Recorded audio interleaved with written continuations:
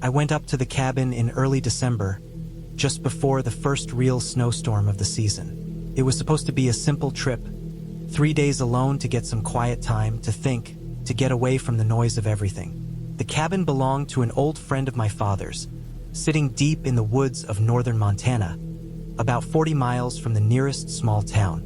The place was remote enough that cell service dropped a few miles before the last turnoff.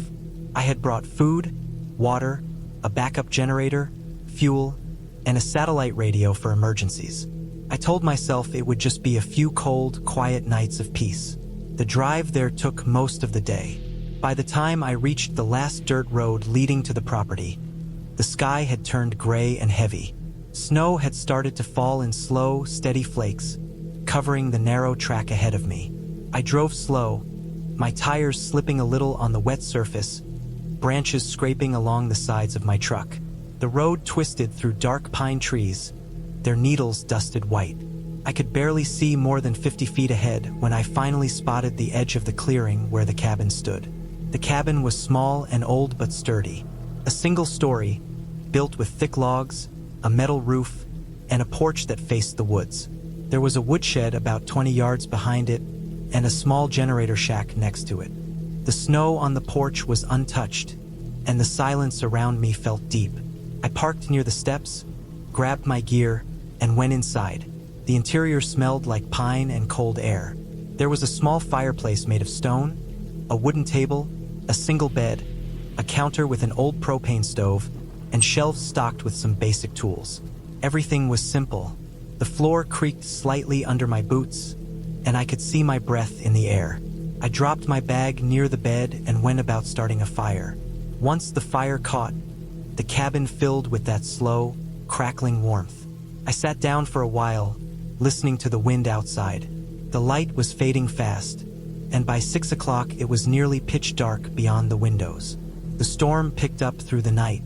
I could hear it pushing against the cabin walls, the wind howling through the trees like a low, steady hum. Snowflakes hit the windows in sharp bursts. It was quiet other than that. I read for a bit, cooked some canned food, then sat near the fire until I got tired. The silence was heavy, but peaceful in a way. When I woke up the next morning, the world outside was buried. Snow had piled up at least 2 feet overnight, maybe more in places. The sky was still gray, and the temperature had dropped hard. The woods looked strange, quiet, too still, like the snow had swallowed all sound. My truck was almost completely covered, and I knew I wasn't driving out that day. I didn't care. I had enough supplies. I spent the morning shoveling a narrow path from the porch to the woodshed. Every sound seemed amplified in the cold air. The scrape of the shovel, the crunch of snow under my boots, even the faint creak of trees shifting under the weight of ice. By afternoon, I was sweating under my coat. I went inside, lit the fire again, and made some coffee.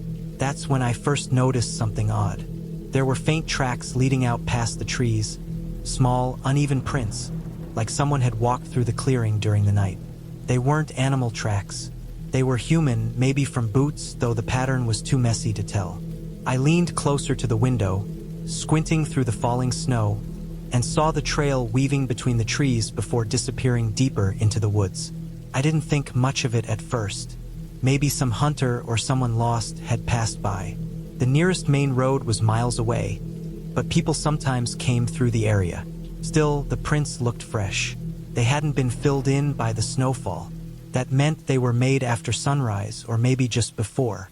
I told myself not to worry, but I couldn't shake the feeling that someone had been close, watching maybe. The idea of another person walking around out there, in that kind of cold, didn't make sense. By sunset, the storm started again. Wind hit the walls harder this time, and the cabin creaked like an old ship. I kept the fire going, checked the generator, and made sure the door was locked. I stayed up late reading again, but I couldn't relax.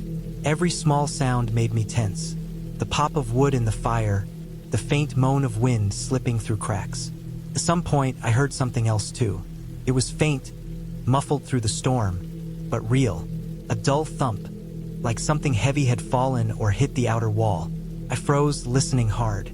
The wind howled louder, and I told myself it could have been snow falling from the roof or a loose branch hitting the side. I waited, staring at the dark window, but nothing else happened. When I finally went to bed, I kept my flashlight next to me. The next morning, everything felt still again, but not calm. The snow had stopped. The light was thin and flat. I went outside to check the generator and saw the same trail of footprints again, but closer this time. They circled around the cabin, went toward the back, then stopped by the woodshed. The prints were clear, pressed deep into the snow. There were two sets now. One came from the direction of the trees, the other looped around like whoever made them had been pacing or standing there for a long time. My breath turned white in front of me. The air was so cold it hurt to breathe. I followed the tracks a little way toward the trees, maybe 30 feet, before I stopped. There were no fresh prints going away, just those same ones leading toward the cabin. It looked like someone had walked up during the night and never walked back. I turned and went back inside, locking the door again. The silence felt heavier than before, almost pressing down on me. For the next few hours, I tried to stay busy. Reading, boiling water, chopping wood, but I couldn't focus. Every so often I'd glance at the window, half expecting to see someone out there. By late afternoon, the temperature dropped again, and the wind started to pick up.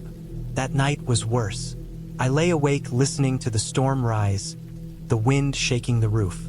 Sometime after midnight, I heard that sound again. Not wind, not the creak of wood, something closer. A soft crunch, like footsteps in snow, right outside the wall. Slow, uneven steps. I held my breath, every muscle in my body tight.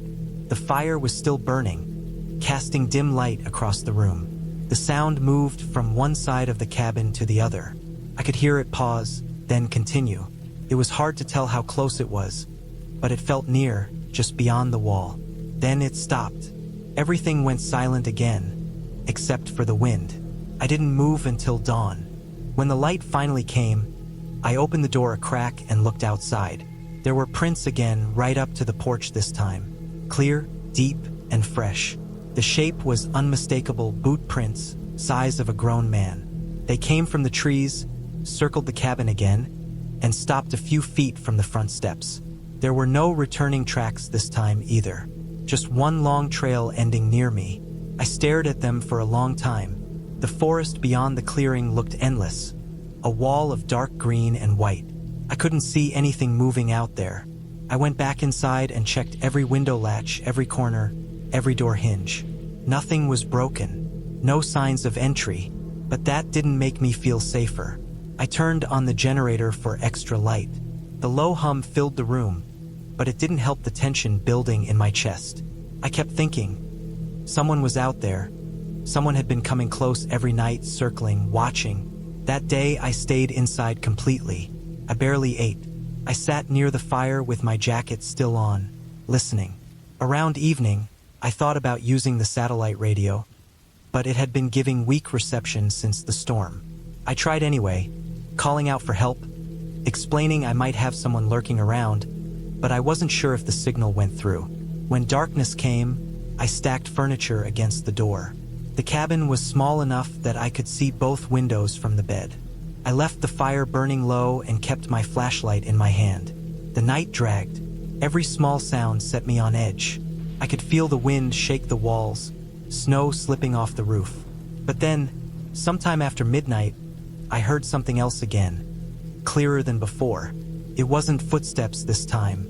It was a scraping sound, like wood being dragged slowly over ice. Came from the back of the cabin. My heartbeat was loud in my ears. The sound stopped, then started again, closer. I got up, moved quietly to the window and looked out. At first, I saw nothing, just snow and darkness. Then, faintly, movement near the edge of the trees. A shape, someone standing half hidden behind a trunk, still as a statue. I couldn't see the face, just the outline of a body in a heavy coat. The person didn't move for a long time. I stood frozen, barely breathing. Then the figure stepped back into the trees and vanished. I stayed awake until daylight.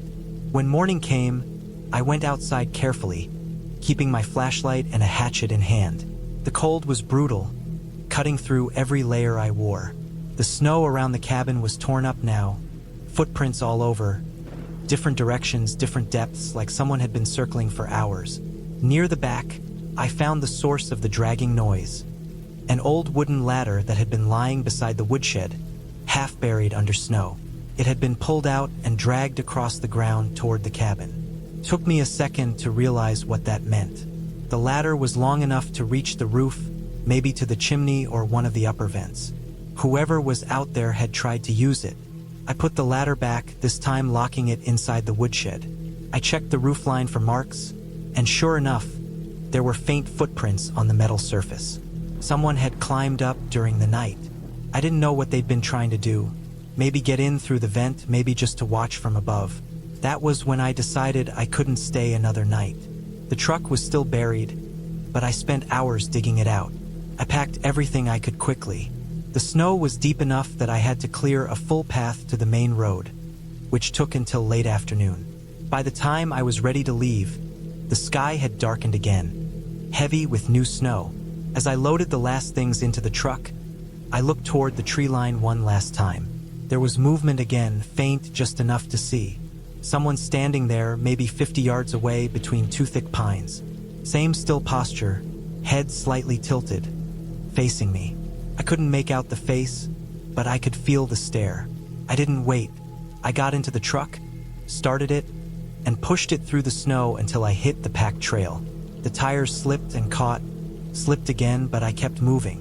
I didn't look in the mirrors. The storm came down hard as I drove. The forest seemed endless in every direction, the snow blinding. At some point I thought I saw headlights behind me, faint and distant, but when I slowed and looked again, there was nothing there. It took me almost 4 hours to reach the main road. When I finally got a signal on my phone, I called the local sheriff's office and explained what happened. They said they'd send someone to check the property, though I wasn't sure if they really believed me. 2 days later, I got a call back. They said they found tracks all around the cabin, just like I'd described. Some of them were fresh, others older. They found evidence of someone staying nearby. An old campsite about a quarter mile away, half buried under snow with a small fire pit and a torn sleeping bag. No sign of the person, though. I never went back to that cabin. I thought about it sometimes, especially at night when the wind outside my apartment windows sounded like that storm. What stayed with me most wasn't the fear from that last night. It was the thought of how long it might have been happening before I even noticed. The first set of tracks, the faint noises I ignored, the feeling of being watched that I brushed off. Maybe that person had been coming around for days, even before the storm started. Maybe they'd watched me through the windows while I slept, waiting for the right moment. Even now, when I think back, I can picture that faint shape at the edge of the trees, standing so still it barely looked human. I can picture the ladder, dragged silently through the snow toward the cabin, inch by inch while I lay awake inside, pretending not to hear. And the thing that still unsettles me most is something I didn't notice until the sheriff's report arrived later that week. They said the fresh tracks, the ones near the back of the cabin, didn't just go up to the roof. They led back down again right to my bedroom window. And there, in the snow beneath it, they'd found marks of someone kneeling. Not standing, kneeling, right there under the window where I had been lying wide awake all night, pretending I wasn't afraid.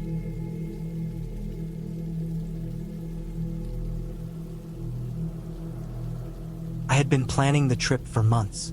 I wanted to get away from the city, from the constant noise, from the relentless pace of work and life that seemed to press in from all sides. I needed a place where I could be completely alone, somewhere isolated, where no one could reach me for days at a time. I settled on a small, rustic cabin deep in the mountains, several hours away from the nearest town. The cabin was old, built from thick, rough-hewn logs, with a steep, shingled roof that looked weathered but solid. There was no electricity, just a small wood stove for heat and a well for water. The nearest road was a gravel track that disappeared into the forest, and I liked that. No other cabins in sight, no cars, no neighbors, just trees and the occasional call of a bird. I arrived in the late afternoon, the sun low and orange over the ridges. Carrying my backpack, I walked the short path from the end of the gravel road to the cabin. The forest was silent except for the rustle of leaves under my feet, and the air smelled faintly of pine and damp soil. I unlocked the door and stepped inside. The cabin smelled faintly of old wood and dust, a smell I found comforting. The windows were small, and the light falling through them cast long shadows across the simple furnishings. A sturdy table, a couple of chairs, a bed with a thin mattress, and the wood stove in the corner. I spent the first hour unpacking, setting up my sleeping area, and stacking wood near the stove. Outside, the wind started to rise, whispering through the trees. I had brought a small lantern with me, enough oil for several nights, and I lit it once the sun began to fall behind the mountains. The first night was quiet, almost too quiet, but I fell asleep easily, comforted by the isolation. The second day, I explored the area around the cabin. The forest was thick with tall pines and firs, and the ground was littered with fallen branches and pine needles. A small stream ran nearby, its water clear and cold. I followed the stream for a while, watching the way the light hit the surface of the water, noticing the fish that darted beneath it. There were tracks in the mud, deer probably, and smaller animal prints I couldn't identify. I marked the direction back to the cabin, not wanting to get lost in the wilderness. By late afternoon, I was tired and returned to the cabin, lighting the stove and preparing a simple dinner. The isolation was starting to feel less like a relief and more like a weight pressing down, though I told myself that was just my imagination. That night, I woke up around 3 in the morning. There was a sound outside, a low, grinding noise, like metal scraping against stone, but it was faint, almost inaudible at first. I froze, straining my ears, trying to identify it. It continued intermittently, always from the direction of the gravel road. I told myself it was probably a fallen branch being moved by the wind, or perhaps an animal, but the sound seemed deliberate, almost rhythmic. I lay in bed listening, the lantern casting a dim glow across the walls, and eventually, exhaustion overcame my unease, and I fell back asleep. The next day, I noticed small things that I hadn't before. The gravel path leading to the cabin seemed to have new tire marks, deep and fresh, even though I hadn't seen a car. I walked down the road to inspect them, my boots crunching on the stones. The marks disappeared a little way down the track, vanishing into the dirt where the forest reclaimed it. My stomach tightened. There was no one around for miles, and yet the signs were there. Evidence of someone else, someone I hadn't seen. I tried to dismiss it, telling myself that a ranger or a local hunter might have passed by, but it nagged at me, a sense of being watched growing heavier. I spent the afternoon chopping wood, trying to keep my mind busy. Every snap of the axe echoed in the quiet forest. I kept glancing toward the road, half expecting to see a figure emerging from the trees. As night fell, I double-checked the doors and windows, made sure the stove was secure, and tried to eat dinner, though my appetite had diminished. The same sound returned that night, the faint grinding, scraping noise. This time I stayed awake, listening, straining to hear any pattern. It wasn't wind. It wasn't the stream. It was deliberate. I got up and peered out the small window, my eyes sweeping the dark forest. I saw nothing, but the feeling of being observed prickled my skin. I moved quietly to the door and stepped outside, careful not to make a sound. The wind rustled the leaves, and the stars hung high above the trees. I saw the tracks from earlier again, leading up toward the cabin, shallow but unmistakable. Someone had been here while I slept. Fear took hold, a tight, pressing fear I hadn't expected. I locked the door again, this time stacking furniture against it for extra security, and sat by the stove, trying to calm my racing heart. I could hear the scraping noise again, faint and intermittent. It seemed to be moving around the perimeter of the cabin. I kept my lantern lit, circling the cabin from inside, peering through each small window. I saw nothing. The forest was dark and silent, but I knew someone was out there. The third day, I decided I had to investigate cautiously. I packed a small bag with water, a flashlight, a hunting knife, and a few essentials. I planned to check the perimeter of the property to find out if anyone was nearby. I stayed close to the cabin, moving slowly, careful to make no noise. That's when I found it. A small campsite, hidden among the trees, almost entirely covered by fallen branches and pine needles. There were remnants of a fire pit, some half-burned wood, and a few empty cans. The sight made my stomach churn. Someone had been living close to the cabin without my knowledge. Someone could still be here, watching me. I retraced my steps back to the cabin, checking the forest carefully, making mental notes of the positions of trees and the slope of the land, preparing in case I needed to defend myself.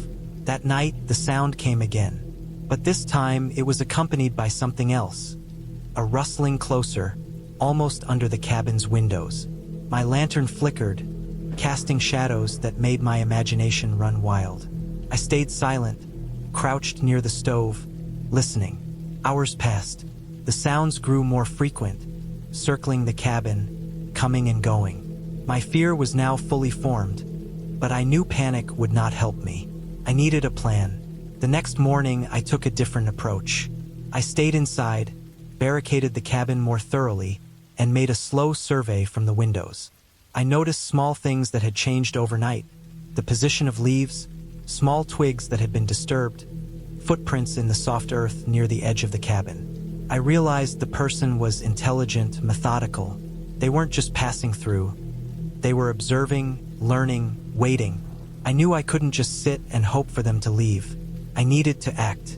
I started preparing. I collected as much dry wood as I could and positioned it near the stove for warmth. I arranged logs near the windows and door, not just to barricade but to create a sense of disorder, hoping to make it harder for someone to enter quietly. I gathered sharp tools, knives, and even an old axe leaning against the wall, placing them within easy reach. I also kept a charged flashlight in one hand at all times, practicing moving through the cabin quietly. Every sound outside made my heart leap. Every shadow cast on the walls drew my attention. I realized the situation was precarious, and the solitude I had sought had transformed into a tense, frightening trap. Days passed like this, the rhythm of fear becoming constant. I could hear footsteps around the cabin almost every night, scratching at the earth, rustling through leaves. Sometimes it was just one sound, sometimes multiple.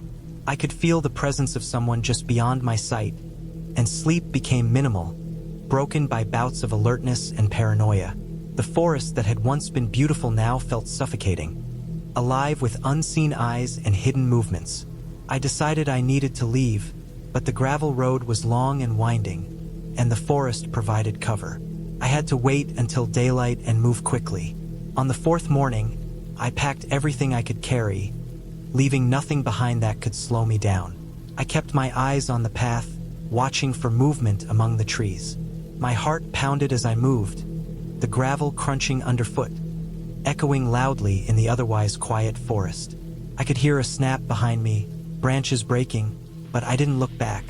I ran in short bursts, ducking behind trees, keeping the cabin just out of sight. The road eventually appeared ahead, the faint lines of tire tracks in the gravel guiding me. I followed them for miles, sprinting, never pausing, until I reached a main dirt road that led to the nearest town. I spotted a passing car, waved frantically, and was finally picked up. I told the driver my situation in fragments, the words tumbling out in panic and exhaustion. He didn't ask many questions, just drove me to the nearest police station. When I returned later with officers, the cabin was empty. The small campsite I had found was gone, and there were no signs of anyone remaining. They suspected a transient or someone familiar with the area, but nothing concrete was ever found. I recovered slowly. The experience left a lasting impression, a deep sense of caution and awareness that I carried with me long after. I learned that isolation is not always peaceful, that there are unknowns in the world that can be very close without you realizing. But I also realized that careful observation, preparation, and maintaining control over my environment were enough to protect me. The cabin, the forest, the fear, it all became part of a lesson I would never forget. And though I never returned to that place, I sometimes think about it, about the silence of the trees, the weight of being watched, and the way fear sharpened my senses in a way nothing else ever could.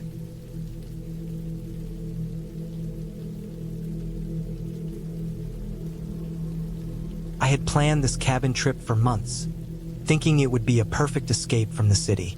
The cabin sat deep in the mountains, far from the nearest town, surrounded by thick pine forests that stretched for miles. The air was cold but clean, and the only sounds were the wind brushing through the trees and the occasional snap of a twig underfoot. I arrived late in the afternoon, carrying my pack and groceries, the gravel road behind me stretching empty and quiet into the distance. The cabin itself was small but solid, built from dark wood that had weathered years of rain and snow. There was a fireplace inside, and the smell of old pine lingered in the air. I felt relief and a strange excitement as I stepped inside, setting my bags down and taking in the space. I spent the first hours unpacking and arranging things, lighting the fireplace, and laying out a small stack of firewood. The light outside was fading quickly, and by the time I had prepared a simple dinner of canned beans and bread, darkness had fully settled over the forest. I lit a few lanterns inside the cabin and listened to the wind howling outside. It was peaceful, almost hypnotic, until a sudden, sharp sound came from beyond the windows. It was distant at first, like the crack of a branch, but it made me pause and glance toward the glass. The forest was dense and dark, and I couldn't see anything, but the sound had a rhythm to it, almost like footsteps, deliberate and slow. I tried to convince myself it was just the wind or an animal, but unease settled in my chest. I spent the next hour checking all the doors and windows. They were locked, the cabin solid and sturdy, but the feeling of being watched persisted. I told myself it was paranoia, that I was imagining things. After a while, I settled near the fireplace, the fire casting flickering shadows on the walls. The shadows danced like restless spirits, though I reminded myself that they were only wood and flame. Still, the noises from outside continued sporadically. The occasional snap, the rustle of leaves, and the sound of something moving across the snow-covered ground. I could not see it, but I felt it there. Night fell completely, and the temperature dropped sharply. I wrapped myself in a blanket and tried to sleep, but the sounds outside were relentless. The crack of a branch here, the scrape of something heavy there. It was as if someone was walking around the cabin, circling it slowly. My imagination ran wild, but I forced myself to remain calm. I had a flashlight, a small camping stove, and a pocket knife in my bag. I thought about calling someone, but there was no cell signal, not a single bar, and no internet. The isolation that had seemed so appealing during the day now felt suffocating and dangerous. Around midnight, the noises stopped. The silence was heavier than the sounds had been. I couldn't sleep, just staring at the fire and listening. Then, without warning, I heard a low, grinding sound at the back door. I froze, heart hammering. Whoever or whatever it was trying to open the door. I grabbed the knife and flashlight, approaching cautiously, keeping the fire between me and the door. The doorknob rattled once, then twice, and I realized that whatever it was strong enough to try forcing it open. Panic surged, but I forced myself to think clearly. I grabbed the wooden chair next to me and jammed it under the door handle, a crude but effective barrier. The door rattled violently, and I heard breathing, harsh and heavy, on the other side. I pressed my back against the wall, knife in hand, and forced myself to listen for any clues. After what felt like an eternity, the noises faded. The silence returned, thick and suffocating, but I did not dare relax. I stayed awake the rest of the night, moving only to pour water or check the windows. I could not see anything through the glass, only the shadows of the trees in the moonlight. Morning came, pale and cold. The snow had thickened overnight, covering the forest floor in a pristine, white layer. I ventured outside cautiously, keeping my flashlight ready and knife in hand. I noticed tracks in the snow, large and heavy, circling the cabin before disappearing into the trees. My stomach turned. Someone had been here, someone strong and deliberate, and they had stayed nearby all night. I spent hours inspecting the cabin and the surrounding area, making sure all doors and windows were secure, and gathering more firewood. My mind raced with possibilities. Could they be watching me from the forest? Would they return? I spent the day preparing for the possibility of confrontation. I cleared the area around the cabin, stacking firewood in a defensive manner, making sure there was nothing to trip over in a rush. I kept my knife close, my flashlight always ready, and moved quietly whenever I went outside. Every sound from the forest made me tense. Every shadow felt like a potential threat. I rationed my food and water carefully, knowing I could be trapped here for days if necessary. The next night was even colder, and the wind had picked up, carrying with it the faint sound of movement in the distance. I could hear branches snapping, soft and deliberate, as if someone was pacing outside, circling the cabin again. My nerves were frayed, and sleep was impossible. I spent the hours checking the locks, looking out the windows, listening, waiting. Then I heard a voice. Low, distant, muffled. Not words, just a murmur carried by the wind. Almost human but distorted. I held my breath and tried to pinpoint its source, but the forest swallowed it, leaving only the sound of the wind and the crackle of the fire. At some point during the night, I realized I had to leave. Staying inside was no longer safe, and I could not call for help. I planned carefully, waiting for a lull in the movement outside, and at first light, I grabbed my pack and slipped quietly out the back door. The snow was deep and cold, slowing me down, but I kept moving. I followed the tracks that seemed to lead to the main road, hoping someone would pass by. My breath was frozen in the air, my fingers numb, and I could see my own tracks behind me, evidence of my presence. I kept glancing over my shoulder, half expecting to see someone emerge from the trees, but the forest remained empty. Hours passed, my body aching from the cold and the effort of walking through deep snow. The sun rose higher, casting weak light over the frozen landscape, and finally, I saw a distant road. I forced myself onward, exhaustion and fear driving me. When I reached it, I was lucky. A snowplow passed by and I managed to wave it down. The driver was shocked at my appearance, cold and shivering, but he agreed to take me to the nearest town. In town, I contacted the authorities, explaining what had happened. They took my report seriously but could not find any immediate evidence of who had been outside the cabin. The tracks disappeared into the forest, and there were no signs of forced entry beyond what I had experienced.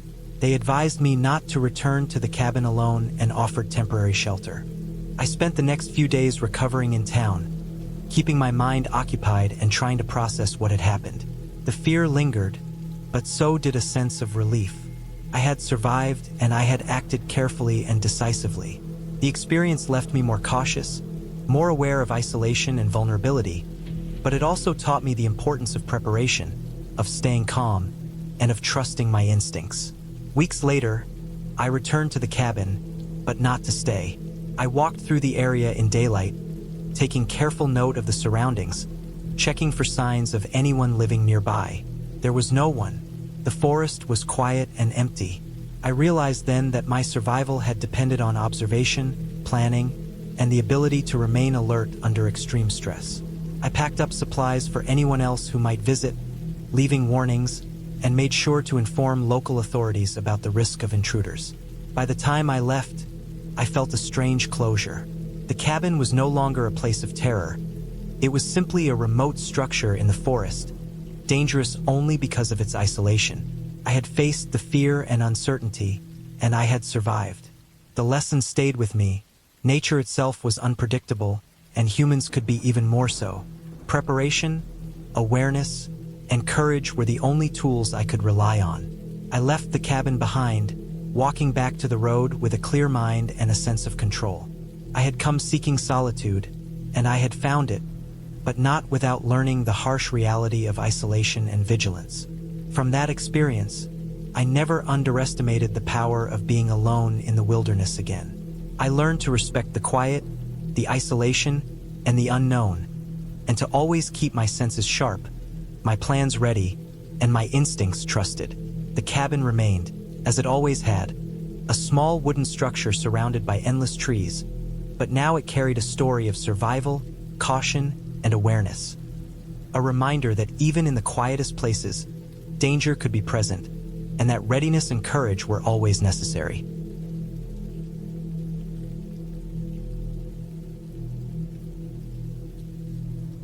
I drove up to the old cabin on Miller Ridge on a Friday afternoon, thinking a few days alone in the quiet woods would clear my head. The drive itself took nearly 6 hours from my place in the city, most of it through back roads that cut through long stretches of pine forest and hills.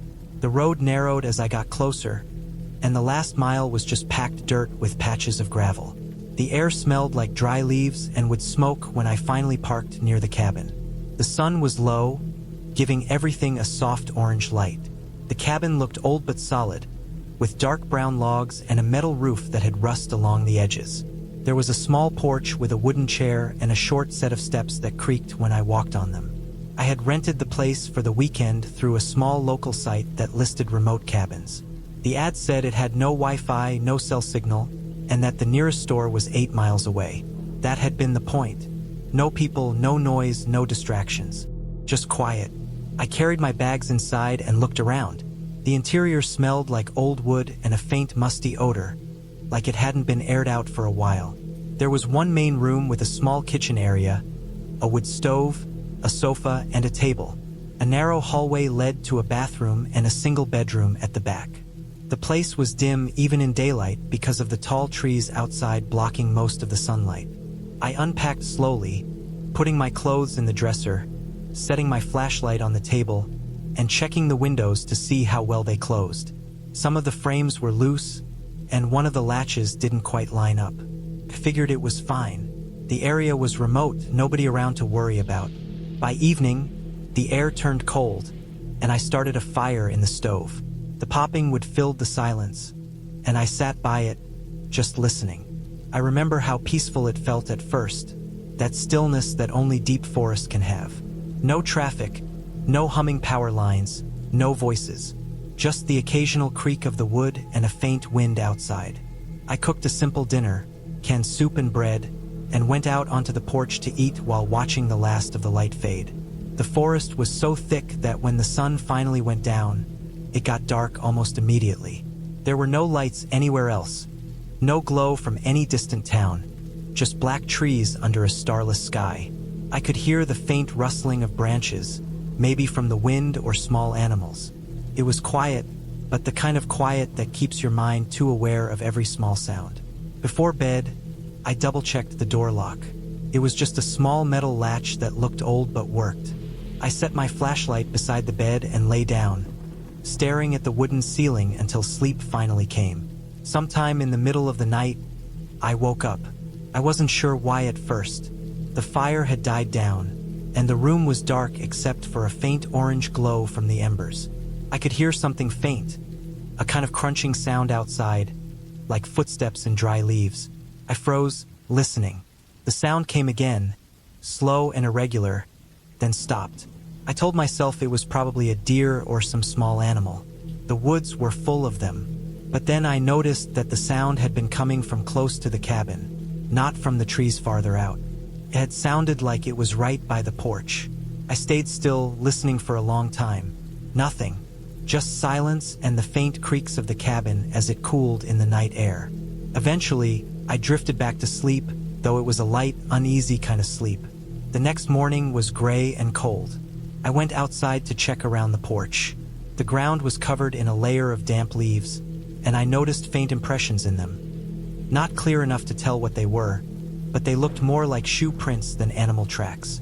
I stared at them for a while, then told myself it was probably my own from when I unloaded my stuff the day before. Still, something about them felt off. They were fresher than the ones near my car, like they had been made after the light rain during the night. I shook it off and spent the day hiking a short trail that led behind the cabin. It went uphill for a while and opened onto a small clearing with a view of the valley below. The air was cold and sharp, and I could see my breath when I exhaled. The woods were so quiet that every step on the wet leaves sounded too loud. I didn't see anyone, not a single sign of another person all day. When I got back to the cabin, I noticed something small but strange. The chair on the porch had been moved. I was sure I had left it near the wall, but now it was angled slightly toward the trees.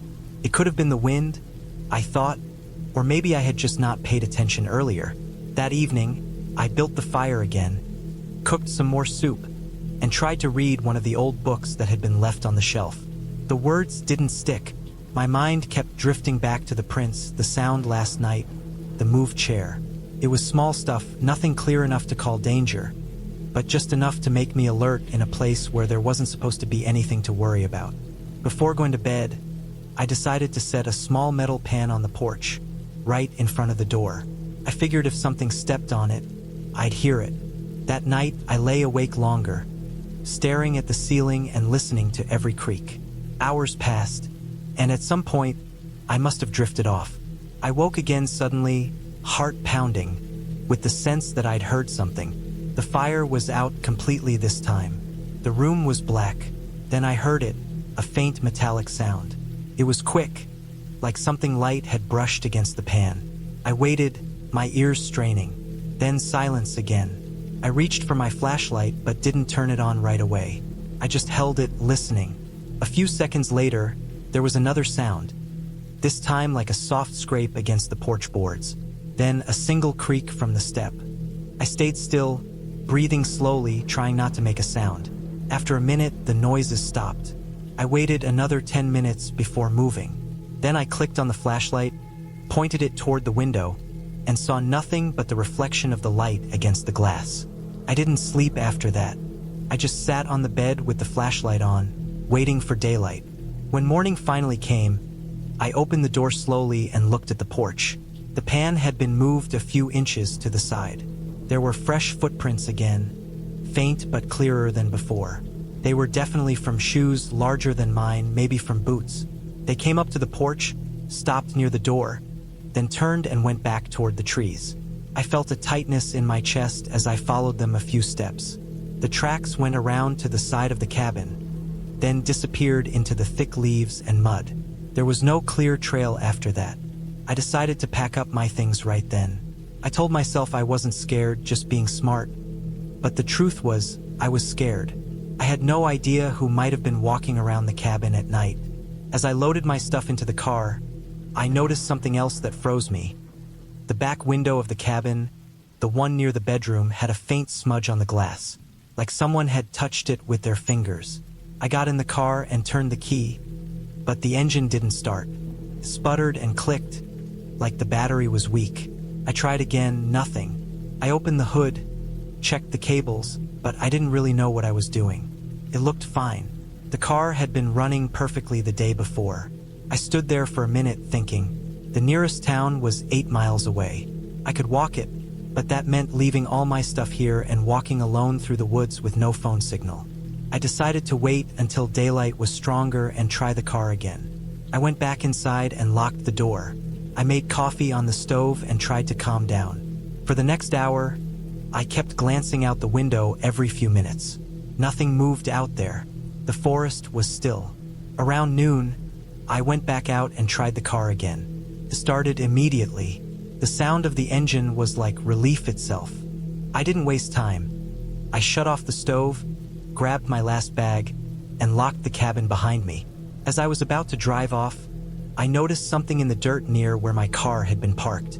A small piece of paper, folded once. I picked it up without really thinking, then opened it. It was a torn scrap from a map, an old local one, yellowed around the edges. Someone had marked a small X near where the cabin was. I dropped it without even knowing why, just this rush of fear rising up. I got in the car and drove fast, not looking back until I hit the paved road. For the first 10 miles, my eyes kept flicking to the mirror, half expecting to see something following me. But there was nothing, just trees and the narrow gray road stretching out ahead. When I reached the small town at the edge of the forest, I stopped at a gas station and sat in the car for a while, trying to make sense of it. The logical part of me kept saying it could have been anything, a hunter, a lost hiker, a prank. But something about the footprints, the moved pan, the marked map, all of it together, it didn't feel random. It felt like someone had been watching. I never went back to Miller Ridge. The owner emailed me weeks later asking if I had left behind a flashlight and a jacket. I never replied. I couldn't even look at the pictures I'd taken there without feeling uneasy. But what stayed with me the most wasn't the footprints or the noises. It was the thought of that one night, when I'd heard the creak of the step, the scrape on the porch, the silence that followed. and realized that whoever had been there knew exactly where I was sleeping.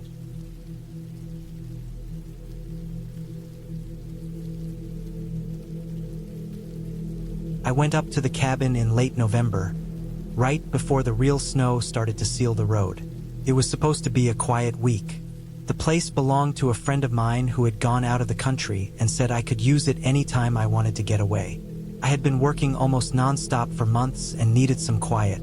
The cabin sat about 5 miles from the nearest paved road, halfway up a slope, surrounded by thick pine trees that seemed to swallow all sound. There was a small lake down the hill and a dirt trail that went out toward a Forest Service road. I thought it would be peaceful. When I first got there, the air felt heavy and cold. The trees didn't move much because there wasn't any wind. Everything looked still. The cabin itself was small, just one bedroom, a tiny kitchen, and a living space with an old wood stove. The woodpile outside was half frozen, and when I carried in a few logs, I noticed faint animal tracks in the snow around the porch. Probably fox or something small. I unpacked slowly, taking my time setting everything in place. The plan was simple: stay a week, read, hike during the day, and just let my mind rest. I had brought enough food for the week, a small generator, a first aid kit, and my phone, though I already knew there was no signal up there. The only way to reach anyone was to drive down about 30 minutes toward the nearest ranger station. That first night was quiet. I cooked a simple meal, sat by the fire, and listened to the wood crackle. There was something oddly calming about hearing nothing but my own movements and the faint shifting of the fire. I slept early and woke up late the next morning, feeling good. I spent that day hiking a few miles along the ridge and came back before sunset. I didn't see anyone out there. On the third day, things started to feel slightly off. It wasn't anything big. It was the kind of thing that doesn't seem strange at first. I woke up that morning and noticed my boots weren't where I left them. I always placed them beside the door, but that morning they were on the opposite side of the room, tilted on their sides. I figured maybe I kicked them accidentally during the night. It was cold, and I didn't want to overthink something small. That day I chopped more firewood, filled a few buckets with water from the lake, and went for another short hike. Around mid-afternoon, I started to get the feeling that someone was out there too. It wasn't clear at first. It was just this faint sense that something was moving through the trees, not an animal but something heavier. Once or twice, I stopped walking because I thought I heard crunching in the snow behind me. When I turned, everything was still. I told myself it was just my nerves, maybe the sound of snow falling from branches. That night, I heard a faint tapping noise. I was sitting inside reading near the stove, and at first I thought it was the wind pushing a branch against the wall. But it was steady, light, and coming from the back of the cabin. I went outside with a flashlight. The cold hit hard, sharp air that burned when I breathed. I circled the cabin but saw nothing. The tapping stopped as soon as I stepped out. I checked the walls, the windows, the woodpile. There were faint boot prints by the back corner. Not mine. They were smaller and older looking, pressed deeper into the snow like someone had been standing there for a while. My own tracks were clearer, fresher, leading from the door. I crouched down and touched the frozen prints. They weren't new, but not too old either, maybe a day or two. I tried not to panic. There were hunters around sometimes, I knew that. Maybe someone passed by, maybe a local. Still, the idea of someone walking that close to the cabin while I slept didn't feel right. I went back inside, locked the door, and added more wood to the stove. I stayed awake most of the night, listening. The tapping didn't come back, but I thought I heard faint crunching in the trees again around midnight, far away but real enough that I couldn't dismiss it.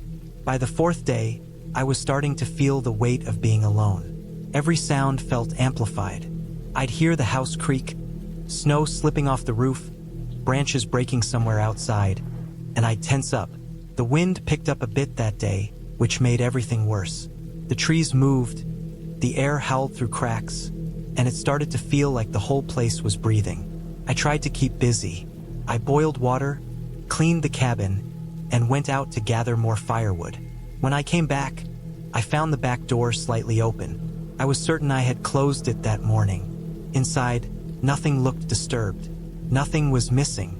but the cold air pouring through that door made me uneasy. I checked all the windows locked. I shut the door again, pushed a chair under the handle, and sat near the fire thinking about leaving early.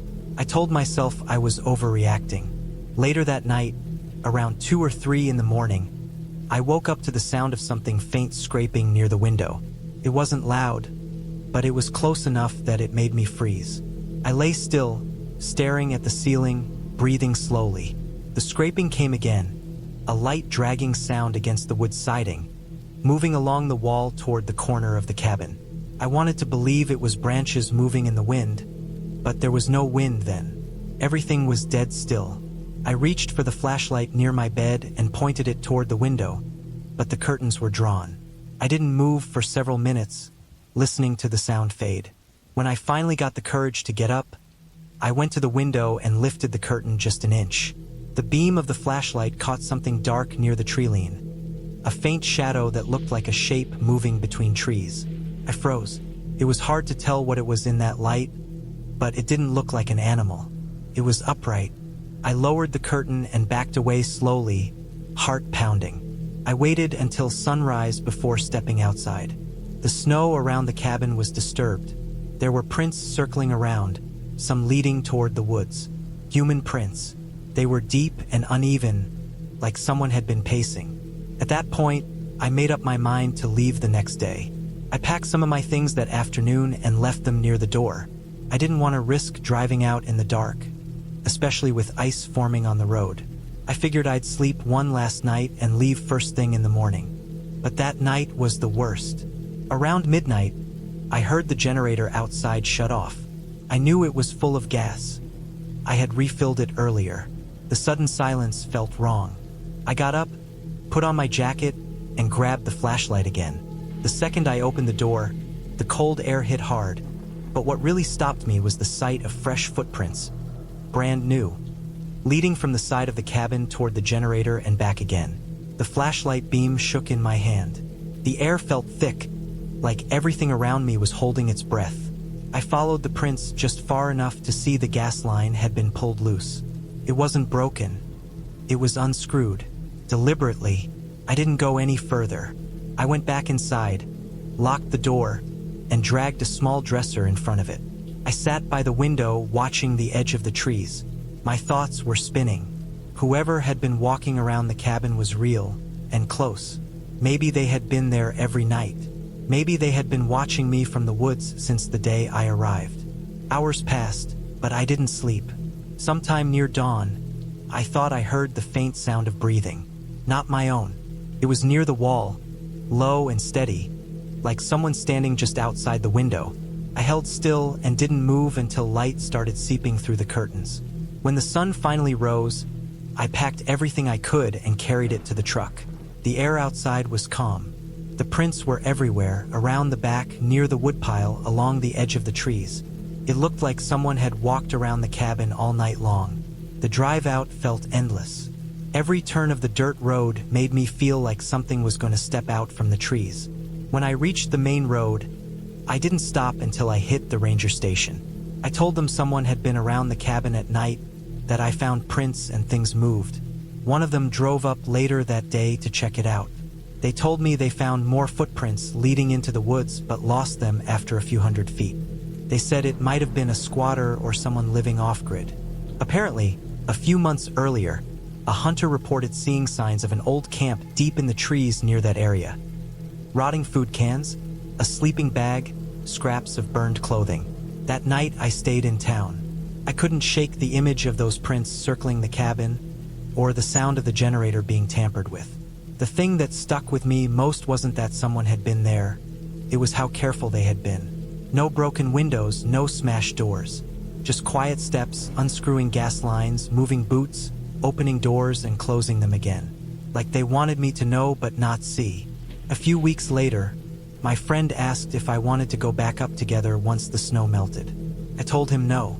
I didn't tell him about the nights I barely breathed, the scraping sounds, the footprints, or how it felt to be watched through the dark by something that wasn't supposed to be there but was. When the Rangers went back in spring, they found signs of someone living in a lean-to about half a mile from the cabin. Empty food wrappers, old clothing, and a pair of small boots. They figured it was someone hiding out in the forest for a long time. The kind of person who doesn't want to be found. I still think about that week a lot. About how silent everything was up there. About how easy it would have been for someone to wait just outside the window watching unseen. I think about the nights when I felt the air change, when the tapping started and the generator stopped, and how if I had stayed one more night, maybe things would have gone differently. The cabin's still there, I heard, but I'll never go back. The silence that once seemed peaceful feels different now. I know now that silence doesn't always mean you're alone. Sometimes it means someone's listening.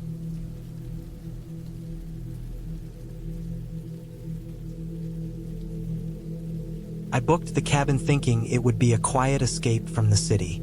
I'd been tired of noise, work, and screens. The listing online showed an old wooden cabin surrounded by pine trees with a small creek behind it. It looked perfect. No neighbors nearby, just a dirt road leading in and out, and a few hiking trails close by. The owner had written that it was private, peaceful, and ideal for anyone who wanted silence. That was exactly what I thought I needed. The drive there took most of the day. The last stretch was a narrow gravel road that went on for miles through thick forest. My phone signal disappeared long before I got close. I had the directions written down just in case and followed them carefully. When I finally saw the cabin, it was smaller than I expected but looked clean and well kept. The wood was dark from years of weathering, the roof slightly slanted, and a small porch ran along the front. There was a metal chair and a short table outside, both a bit rusty. The air smelled like pine and wet soil. It was completely quiet except for wind moving through the trees. I parked my car beside the porch, took my bags inside, and looked around. The cabin had one main room with a bed in one corner, a small wood stove, a table, and a couple of chairs. A small kitchenette sat along the wall, just a sink, a propane stove, and a fridge that hummed softly. There was also a tiny bathroom with a shower that looked old but clean. The back door led to a short deck facing the woods. Beyond that, I could hear the faint sound of water from the creek. Inside, it smelled faintly like old wood and dust. I opened a few windows to air it out, then unpacked some food and supplies I'd brought. By late afternoon, the light outside turned golden through the trees. The forest around the cabin felt endless. I could see only a few yards before everything blended into shades of green and brown. I remember feeling calm. It was what I had wanted, complete quiet. That first evening, I walked a bit down the dirt road. The cabin sat alone on a small rise. From the road, it wasn't visible unless you were standing right in front of the driveway. No other houses, no sounds of traffic, nothing but the faint rustling of branches. I went back before dark, made something simple for dinner, and sat on the porch as the light faded. The silence was heavier at night. Even small sounds like the creak or a single branch cracking felt louder. I went inside before it got too dark and locked the doors. That night, I fell asleep quickly but woke up around 3 a.m. The cabin was cold. The stove fire had died out. It took me a moment to realize what had woken me. A soft noise outside. It wasn't clear, maybe something brushing against the wall. I listened but heard nothing else. The forest was completely still. I told myself it was probably a small animal, maybe a raccoon, and tried to sleep again. I didn't like how quiet it was, though. In the city, there's always distant sound. Traffic, people, something. Here, there was only silence. In the morning, the air was foggy. Drops of moisture clung to the windows and everything outside looked slightly blurred. I made coffee and stepped out onto the porch. That's when I noticed something odd near the edge of the steps. A set of footprints in the dirt. They were faint, but I could clearly see the shape of a boot larger than mine. I had walked there the previous day, but I had worn sneakers with a very different tread. These prints were from heavier boots, maybe hiking boots, and they led from the driveway around the side of the cabin. I followed them a few feet before they disappeared into the wet soil near the grass. Could have been a delivery person, though no one should have come after I'd arrived. I didn't think much more about it. I assumed the owner might have checked the place before I came and that rain or dew had made the tracks look fresh. Still, I remember how uneasy I felt seeing them that clearly. The rest of the day went quietly. I went walking along one of the trails that started near the creek. The woods were thick but beautiful. Tall pine trees, soft moss, patches of sunlight. I walked for maybe 2 hours and didn't see a single person or sign of anyone else. When I returned, the cabin looked exactly the same, silent, small, a bit lonely against the trees. I went inside and noticed right away that the back door was unlocked. I was sure I had locked it the night before. I had checked every lock before going to bed. For a long time I stood there, staring at the latch. It wasn't broken, just turned open. The floor by the door looked slightly dirty, like mud had been tracked in, but I couldn't tell if it had been that way before. I checked inside. Everything looked the same. My bag was untouched. Nothing seemed stolen or moved. I convinced myself I might have simply forgotten to lock it. I didn't like the thought of that, but it was the most reasonable explanation. That night, I made sure to check all doors and windows again. I pushed a chair under the handle of the back door. Not because I was scared, but because I wanted to be sure I'd hear if anyone tried it. The wind picked up after midnight, and I could hear trees creaking outside. It took me a long time to fall asleep. Sometime during the night, I woke up again. It was very dark, and for a few seconds I couldn't tell what time it was. Then I realized I could hear something. Faint steps outside on the porch. Slow, careful steps. I lay completely still. The sound moved from one end of the porch to the other, paused, then stopped. I held my breath and waited. The floor creaked once more, and then nothing. I stayed awake for almost an hour, listening. There was no more noise. Eventually, I drifted off, but the sleep was shallow, uneasy. When I woke in the morning, the sun was already up. I went straight to the door and looked outside. The porch was covered in a thin layer of dust and pine needles, and in it were new prints, clear boot marks, same as before. They led from the steps toward the far side of the porch and disappeared into the dirt again. I felt a tightness in my chest that I hadn't before. Someone had definitely been there during the night. I walked around the cabin, checking the trees, the driveway, the edge of the woods. Everything was quiet. There was no sign of anyone else. The only noise came from birds and the creek. I went back inside, double-checked my things again, and thought about leaving. But I told myself I was being paranoid. Maybe some hiker had gotten lost. Maybe it was a hunter passing by. Still, I couldn't shake the feeling that whoever it was had come close. Too close. The day felt long. I tried to distract myself by reading or sitting outside, but every sound made me tense. By evening, I decided I would leave the next morning. I had planned to stay for 5 nights, but I didn't feel comfortable anymore. I packed some of my things, leaving out just what I needed for the night. I made sure the car keys were beside the bed. Before I went to sleep, I checked the entire cabin again. Both doors locked, windows latched, curtains drawn. I left one small light on in the corner, just enough to see the outline of the furniture. Then I got into bed and listened. The cabin creaked a little as it cooled. The forest outside was quiet. Sometime after midnight, I heard it again. A sound near the back door. Not steps this time, but something brushing against the wood. Then a faint rattle. The chair under the handle trembled slightly. I could see its shadow moving from the dim light. I felt frozen. Whoever was outside was testing the door, pushing it lightly. I could hear the wood shifting just a little each time. Then it stopped. A few seconds later, something tapped softly on the window beside the door. Just once. A single dull tap. I didn't move or make a sound. I waited for what felt like forever, heart pounding, listening for anything else. Eventually, everything went silent again. No more taps, no more movement. After an hour, I still couldn't sleep. The air inside felt heavy. When morning finally came, I went straight outside. The ground under the back deck was muddy from rain during the night. Clear footprints led up to the back door, stopped there, then turned toward the trees. They were deep, heavy prints made by boots with a thick tread. I followed them a few yards until the ground became covered with pine needles and I lost them. I didn't bother with breakfast. I went inside, gathered my things quickly, and loaded the car. Before I left, I took one last look around. The cabin looked calm in daylight, as if nothing had happened. It almost made me doubt myself. Maybe it was just someone wandering through the woods, maybe harmless. But I couldn't shake the memory of that quiet tapping. The drive back to the main road felt longer than when I came in. The forest seemed darker, the road narrower. I didn't relax until I saw power lines and houses again. When I finally got a signal, I messaged the cabin owner that I was leaving early because of strange activity near the property. He said he'd refund part of the money and thanked me for letting him know.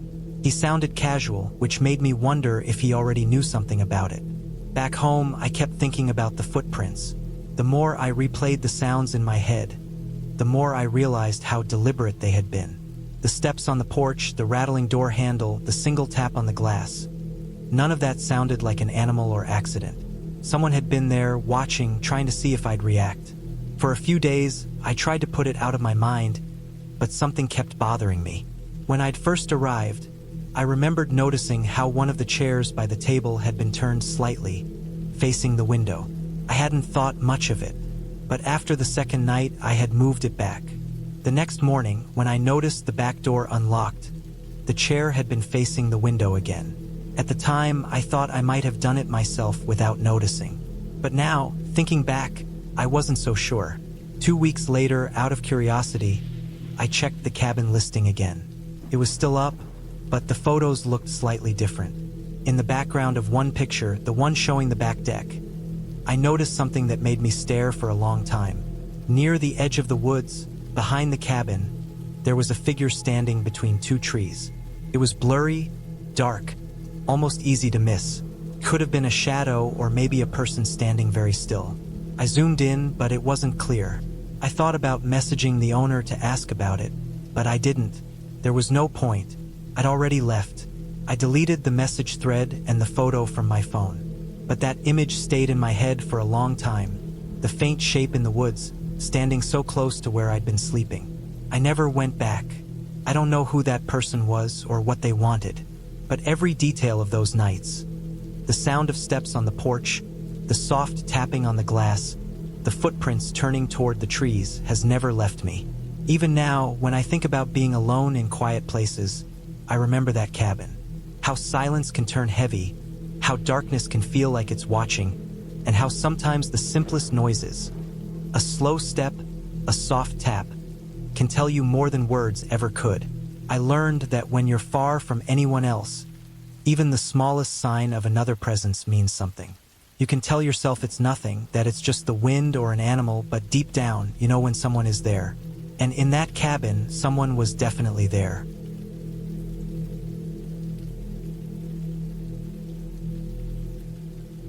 I went up to the cabin that Friday afternoon thinking I needed a break from everything. Work had been wearing me down for months, and the noise of the city felt like it was seeping into my bones. I had this old cabin tucked deep in the woods, about 15 miles from the nearest town, surrounded by nothing but tall pines, wet leaves, and the sound of the wind slipping through the branches. It wasn't fancy, just wood floors, a small kitchen, a single bedroom, and a porch that looked out over a quiet valley. But it was the one place that always cleared my head. I arrived around 3 in the afternoon. The sun was already dropping low, and a thin fog sat between the trees. The air smelled damp and cold. I parked the truck beside the old woodpile, grabbed my duffel bag and the box of food I'd packed, and went inside. The cabin smelled just like it always did. A mix of dry wood, dust, and that faint smoky scent that never really leaves a place where a fireplace has burned for years. Everything was just as I'd left it back in early summer. A few cobwebs in the corners, a film of dust on the counter, but nothing strange. I unpacked, got the fire going, and settled in for what I thought would be a quiet weekend of rest, reading, and maybe a bit of hiking.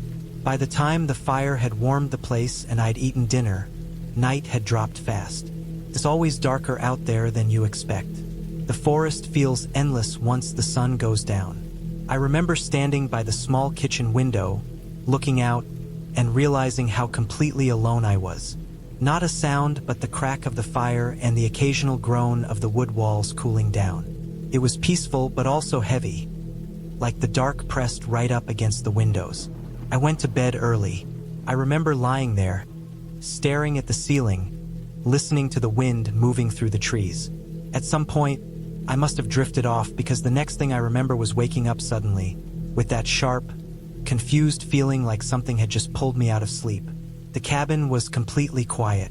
The fire had burned down to embers. I lay still for a moment, listening. I wasn't sure what woke me, but there was this faint sound from outside, like a single, dull thump. Not loud, just enough to make the hair on my arms stand up. I told myself it was probably a branch falling, or maybe something shifting on the porch. But then, a few seconds later, I heard it again. It wasn't close to the door. It sounded like it came from the woods behind the cabin. A slow, dragging kind of sound. Something brushing over leaves. I just lay there and listened, my heart starting to beat faster. After a while, it stopped. I stayed awake for another hour, just staring into the dark, waiting for any sound. Nothing came after that. Eventually, I fell asleep again, though it wasn't the deep, peaceful kind of sleep I'd wanted. The next morning, I stepped outside to get some wood and checked around the cabin without really meaning to. The air was cold and still, and a thin layer of frost had covered the grass. I walked around to the back, and that's when I saw it. Near the tree-line behind the cabin, there were footprints. Not animal prints, clear human footprints in the soft earth, like someone had been walking back there. The mud was frozen on the surface, but the prints looked fresh enough that they hadn't hardened completely yet. They weren't mine. I hadn't been out that way since last summer. I crouched down and looked at them closely. They led from the woods to about 20 feet behind the cabin, then turned back. I followed them with my eyes until they disappeared into the thick trees. The pattern looked like boots, heavy ones, maybe work boots. I stood there for a while, trying to tell myself it could have been a hunter passing through, or maybe some hiker who got turned around. That seemed reasonable enough. But something about how close the prints came to the cabin bothered me. There was no reason for someone to come that near unless they meant to. The rest of the morning, I tried to ignore it. I made coffee, chopped some wood, and even took a walk down to the stream that ran a few hundred yards away. But the whole time, I couldn't stop thinking about those prints. Every sound in the forest felt sharper, more alive. Every gust of wind made me look over my shoulder. By late afternoon, the temperature dropped fast. The wind picked up, carrying that thin whistle through the cracks of the cabin. I built up the fire again, closed the shutters, and tried to focus on reading. But my mind kept wandering back to the night before. I kept picturing someone standing out there, in the dark, just behind the trees, listening. That night, I didn't sleep much. I heard things again. Not footsteps exactly, but small noises. Twigs snapping. Something brushing against the wall outside. Could have been animals, sure. But it was the timing that unnerved me. Every time I started to drift off, something faint would pull me awake again, as if it waited for me to almost fall asleep before making a sound. By early morning, I'd barely slept an hour. I went outside again, more out of unease than curiosity. The frost was thicker now, turning the grass white. When I walked around the cabin, I noticed something I hadn't before. A small piece of torn fabric caught on one of the back porch nails. It was dark green, maybe from a jacket. I picked it off and turned it over in my hand. It was still damp, like it hadn't been there long. At that point, the feeling that someone had been coming around while I was inside wasn't just an idea. Felt certain. I kept the fire burning through the day, even though it wasn't that cold. It was just something about the light and the warmth that made me feel safer. I checked the locks on the doors, just simple metal latches, and made sure the windows were all shut tight. The cabin wasn't built for security. It was just thin wooden walls between me and whatever was out there. That evening, I heard something again. This time it was clearer. From the back side of the cabin came a soft crunch of footsteps, moving slowly over the leaves. I froze. The sound stopped almost as soon as I heard it. I didn't move for a long time. I stood there by the fire, holding my breath, staring at the door. I could hear my own heartbeat. Then, faintly, the sound came again. 2 more slow steps, maybe 3. Then silence. It stayed that way for hours. I didn't sleep at all that night. I sat up in the chair by the fire, waiting, watching the shadows move across the floor. Every now and then, I thought I heard faint breathing from outside, or the soft crunch of leaves shifting under weight, but I couldn't be sure. By morning, I'd made up my mind. I was going to leave, whatever this was, whether it was a hunter, some drifter, or someone watching me. It wasn't worth staying to find out. I started packing my things, but before I left, I decided to take one more look around. I walked out toward the woods where the footprints had been before. I moved slowly, looking for any new signs. About 50 feet from the cabin, near a cluster of dead trees, I found something else, an old fire pit. It wasn't mine. It looked like it had been used recently. The ashes were still dark, and there were bits of half-burned sticks lying around it. A crushed can of beans sat beside it, dirt pressed into the metal. Someone had been camping there, watching the cabin. There were boot prints all around the fire pit, and one small indentation in the dirt where it looked like someone had been sitting. My stomach tightened as I realized how close it was, less than 50 feet from where I'd been sleeping. I backed away slowly, scanning the trees.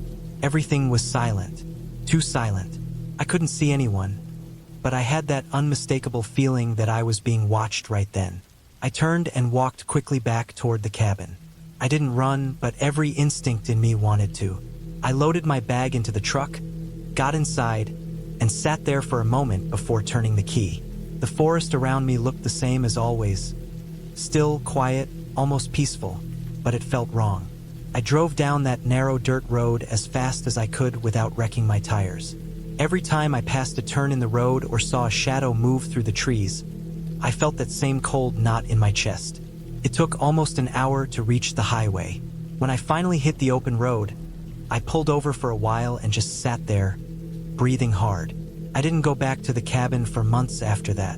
When I finally did, it was early spring. I wasn't sure I even wanted to, but curiosity got the better of me. The place looked mostly the same, though a bit more worn down from the winter. But when I went around the back, I noticed something new. Scratches on the back door, near the handle. Not deep, just small marks, like someone had tried to open it quietly. The old fire pit in the woods was gone. The ground there looked disturbed, like someone had scattered it out and covered it. I went back inside, checked around, and didn't see anything missing. But in the bedroom, on the floor near the window, there was a small cigarette butt. I don't smoke. That was enough for me. I packed everything I could fit in the truck and left that same afternoon. After that, I couldn't stop thinking about it. The idea that maybe someone had been living out there, staying just close enough to watch, waiting for the right time. Maybe they'd been there before I even arrived that weekend. Sometimes, late at night, I still think about the sounds I heard. The soft steps, the dragging in the leaves, the faint thump that woke me the first night. I wonder if that was when they were testing how close they could get without being noticed. I sold the cabin a few months later. I never went back to see it again. Even now, when I drive through wooded areas, I catch myself watching the treeline, half expecting to see someone standing there. Still, quiet, waiting. It's strange how a place that once felt safe can change so completely. The cabin hadn't changed at all. The walls, the floor, the fireplace, they were exactly as they'd always been. But after that weekend, I could never think of it as the same place again. Because once you've felt what it's like to be watched in the dark, really watched, by someone you can't see or understand, that feeling never really leaves you. It just sits quietly, like something waiting in the trees, just out of sight, reminding you that you were never as alone as you thought.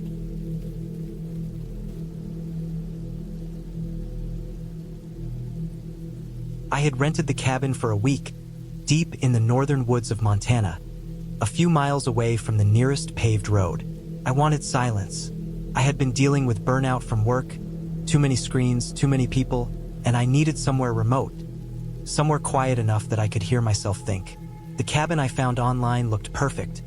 Small, old but clean, backed up against a thick line of pine trees with a narrow lake a few hundred yards down the hill. It was supposed to be off-grid, powered by a small generator and some solar panels on the roof. The owner had mentioned the area didn't have cell service, but that was the point. I thought the isolation would help me clear my head. When I first got there, it was around late afternoon. The air smelled of pine and damp earth. The last stretch of the drive was a dirt road that wound through endless trees, and my tires kicked up dust the whole way. The cabin looked smaller in person, just a single story, dark wood siding, one front window, and a tiny porch with 2 steps. There was a shed about 20 feet behind it, half hidden by tall grass.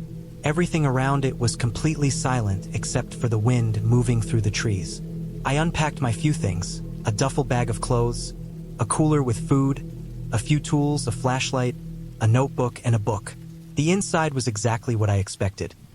One main room with a bed on one side, a small wood stove, a simple kitchenette with a propane stove, and a bathroom tucked in the corner. The air inside smelled faintly like old wood and something metallic. Maybe the stove. It wasn't fancy, but it felt sturdy. For the first few hours, everything was peaceful. I opened the windows to let in the breeze, then sat outside on the porch watching the tree lean. The forest behind the cabin was dense. Layers of pine trunks close together, their tops swaying slightly in the wind. Felt almost like a wall of green. Every now and then I'd hear a soft rustling or the cry of a distant bird, but mostly it was quiet. Too quiet, maybe, but I liked it. I remember thinking it was the first time in months that I hadn't heard another human voice. By sunset, I was inside again, cooking some canned soup over the stove. The light through the window faded quickly, turning orange, then purple, then completely gone. I lit a lantern and placed it on the table. I remember glancing out the window before I sat down. The woods were just a black mass now, almost pressing against the glass. There was no moon yet, no stars I could see. Just my reflection in the window and the faint yellow glow of the lantern. That first night was calm. I went to bed early. The sound of the generator outside hummed quietly, and the woods made faint clicking and creaking noises. I fell asleep easily, though I woke up once or twice in the middle of the night because of how dark it was. The kind of darkness that feels thick, where you can't see your own hand, where even the walls seem to disappear. The next day, I woke up just after dawn. There was dew on the window and the air was cold. I made coffee on the propane stove and took it outside. Mist hung low over the ground, curling around the trees and lifting slowly as the sun came up. I walked down to the lake, following a narrow path through the grass. The water was still, perfectly reflecting the sky and the trees. I stood there for a while, breathing the cold air, and felt calm again. I spent most of the day exploring nearby trails. I didn't see anyone, which wasn't surprising. The cabin was miles away from the nearest town. I found animal tracks in the dirt. Deer mostly, maybe raccoon or coyote. Around mid-afternoon, I came across what looked like an old fire pit about half a mile from the cabin. It was cold and covered in ash, surrounded by fallen branches. I figured it was from some hunters or campers from a previous season. I didn't think much of it. When I got back, I spent the evening reading, writing, and listening to the sounds outside. By sunset, the forest grew darker again, and the silence became heavier. Around 10 p.m., I shut off the lantern, climbed into bed, and lay there listening to the faint hum of the generator outside the cabin wall. It was a steady, comforting sound. Then, a few minutes after I closed my eyes, I heard it. A knock. It was faint, 2 slow taps against the wall. Not the door, but the back wall of the cabin, somewhere near the corner by the stove. I froze. It was so light that at first I thought I imagined it. I waited, holding my breath, staring at the ceiling. Then it came again, a little louder this time. 2 dull, flat knocks. I sat up slowly and reached for my flashlight on the nightstand. The beam cut through the darkness and swept across the small room. Everything looked normal. My bag on the chair, my jacket hanging on the hook, the small table with the lantern. I pointed the light toward the stove, the wall behind it. Nothing. I listened for a long time, but the sound didn't come again. I told myself it was probably the wood settling, or maybe a small animal brushing against the outside wall. The cabin was old, and it made noises. I lay back down, trying to calm myself. But a few minutes later, I heard footsteps outside. Very faint, like the sound of something moving slowly through the grass. I couldn't tell from which direction. The generator hummed steadily, making it hard to tell how far away the sound was. Could have been right outside or a few yards off. I turned off my flashlight so I wouldn't cast shadows, and I listened. There it was again, slow steps, then a pause. Another step, then silence. My chest felt tight. I thought about calling out, but there was no one to answer. I waited, straining to hear over the sound of my own heartbeat. The footsteps didn't come closer, but they didn't fade away either. They just stopped. After a while, I convinced myself it must have been an animal, maybe a deer or raccoon. I lay there awake for another hour before I finally drifted off again. The next morning, the first thing I did was check around the cabin. The ground was soft and damp from the morning dew, but I couldn't see any clear footprints. Just some disturbed grass near the back wall, which could have been from me or from anything. Still, I felt uneasy. Later that day, I went to check on the generator. It was fine, low on fuel, but still running smoothly. I filled it up from a can near the shed. When I opened the shed door, I noticed something strange. The inside smelled musty, like old metal and damp air. But near the back, there was a pile of small branches stacked neatly in the corner. I didn't remember seeing them when I first arrived. It wasn't unusual. Maybe the owner kept them there for firewood, but they looked freshly cut, the ends still pale and wet. I left them alone. That evening, it started raining. It wasn't heavy, just a slow, steady drizzle that lasted for hours. The sound of rain on the roof was oddly relaxing at first.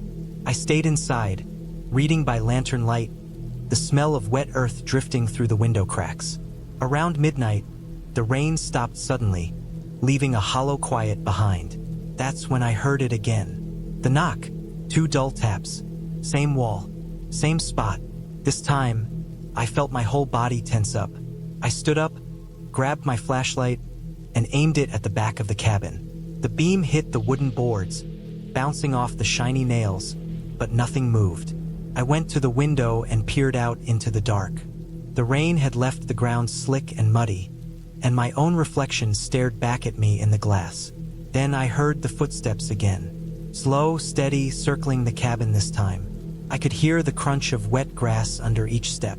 My hands were shaking as I turned off the lantern so I could see outside better. The only light came from the faint glow of the generator. The footsteps stopped near the front porch. Then there was a single creak, the sound of the wooden step outside shifting slightly. I didn't move for a long time. I just stood there, gripping the flashlight, listening to the silence. My throat was dry, and I could hear my heart pounding in my ears.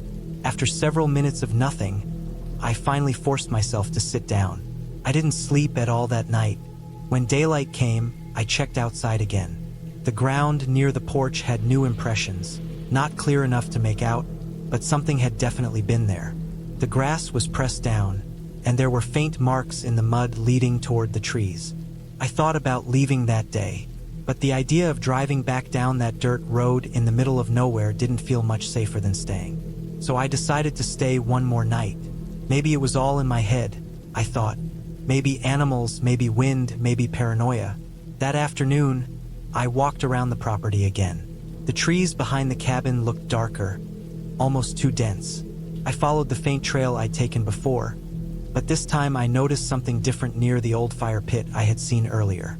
Someone had been there again. The ash looked freshly disturbed.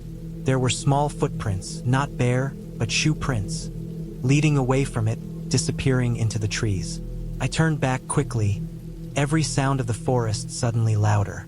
When I got back to the cabin, the air inside felt heavier somehow. I shut every window and made sure the door was bolted. As the sun went down, I felt that creeping sense of isolation again, stronger than before. The quiet was absolute, almost unnatural. By the time night fell, I couldn't focus on reading or writing anymore. Every creak of the wood made me jump. I sat on the edge of the bed with the flashlight in one hand and the lantern dimmed low. The generator hummed faintly outside. Around midnight, the knock came again. This time, it wasn't 2 knocks. It was one, then another slow, deliberate, moving along the wall toward the door. Then it stopped. I waited. Every muscle in my body was tense. A moment later, the generator outside went silent. The hum cut off instantly, and the cabin dropped into total darkness. The silence that followed was the worst thing I've ever felt. I fumbled for my flashlight and turned it on, but the beam flickered weakly. The batteries were low. I aimed it toward the window, but the glass reflected nothing but the dim cone of light. The air felt thicker, colder. Then came the sound. A faint scraping on the wooden boards outside, like someone dragging something along the wall. It stopped right near the door. I stood completely still. My mind raced through possibilities, animal, wind, anything. But the sound had a rhythm to it, something intentional. Then, from outside, came a low thud, and then another. The door rattled slightly, just once. I felt frozen in place, breathing shallow, my hands trembling around the flashlight. I didn't move for a long time. Eventually, the scraping stopped, and the woods went completely still again. I sat awake until dawn, watching the door, afraid to even blink. When light finally came through the window, I felt like I hadn't slept in days. I checked the generator first. The fuel line had been pulled loose. Not broken, just detached. It looked deliberate. That was enough for me. I packed my things, threw them in the car, and left. The drive back down that dirt road felt endless. Every turn of the trees made me check the mirrors, half expecting to see someone behind me. When I finally hit the paved road, I felt a wave of relief so strong I almost laughed. Later, when I called the cabin owner to tell him I'd left early, he said no one else had been out there in months. He sounded surprised when I told him about the noises, but he didn't say much else. I didn't mention the part that stuck in my head the most. When I went to check the fuel line that morning, I noticed something on the back wall of the cabin, near the spot where I'd heard the knocks each night. Faint scratches in the wood, small but deep, as if someone had pressed a knife tip or nail into the surface over and over. They formed short vertical lines, maybe 6 or 7 of them, like tally marks. I don't know who made them or when, but they looked fresh, and there had been room for more.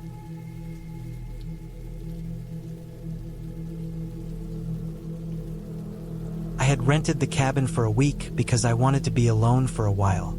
I had been working nonstop for months and felt like I needed a break from the city noise, traffic, and people.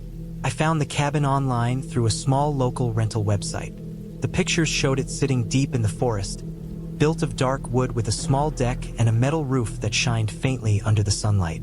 It was surrounded by pines and had a narrow gravel road leading up from the highway. It looked quiet, simple, and far enough from everything. That was what I wanted. I drove up on a Monday morning in early November. The weather was cold and dry when I left home, but as I got closer to the mountains, I could see dark clouds piling over the peaks. The 2-lane road wound through valleys and forests, and for the last hour, I didn't see another car. The forest on both sides got thicker, and I started seeing snow along the edges of the road. It wasn't heavy snow yet, just thin patches on fallen leaves. The air had that frozen smell, clean and sharp. The GPS lost signal about 6 miles from the turnoff, so I followed the directions the owner had emailed me. A wooden sign half hidden by branches marked the road to the cabin. The gravel road was narrow and uneven. Trees pressed in on both sides, their branches almost touching the top of my truck. I drove slowly, listening to the sound of the tires crunching on the stones. It felt strange how quickly the sense of civilization disappeared. The air felt still. I couldn't hear birds or wind, just the faint rumble of the engine and the occasional bump of rocks under the tires. After about 15 minutes, the road opened into a small clearing. The cabin stood there, smaller than I expected, but neat. The wood looked old but well-maintained. The roof slanted sharply to one side, probably to shed snow. There was a single metal chimney pipe poking up near the middle, with faint smoke curling out. The owner must have been there earlier to warm it up. There was also an old shed behind it, partly hidden by trees. No other houses or lights were visible through the forest. It felt isolated in a way that was both peaceful and a little uneasy.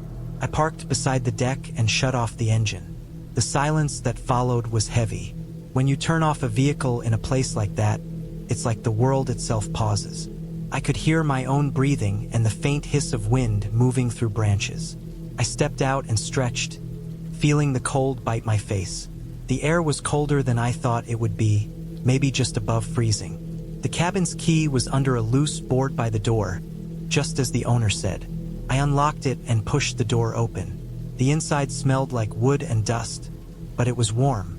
A small iron stove sat in the corner, burning a few logs. The light inside came from 2 small windows and the flickering fire. The place had one main room with a bed, a table, a small kitchenette, and a short hallway that led to a tiny bathroom.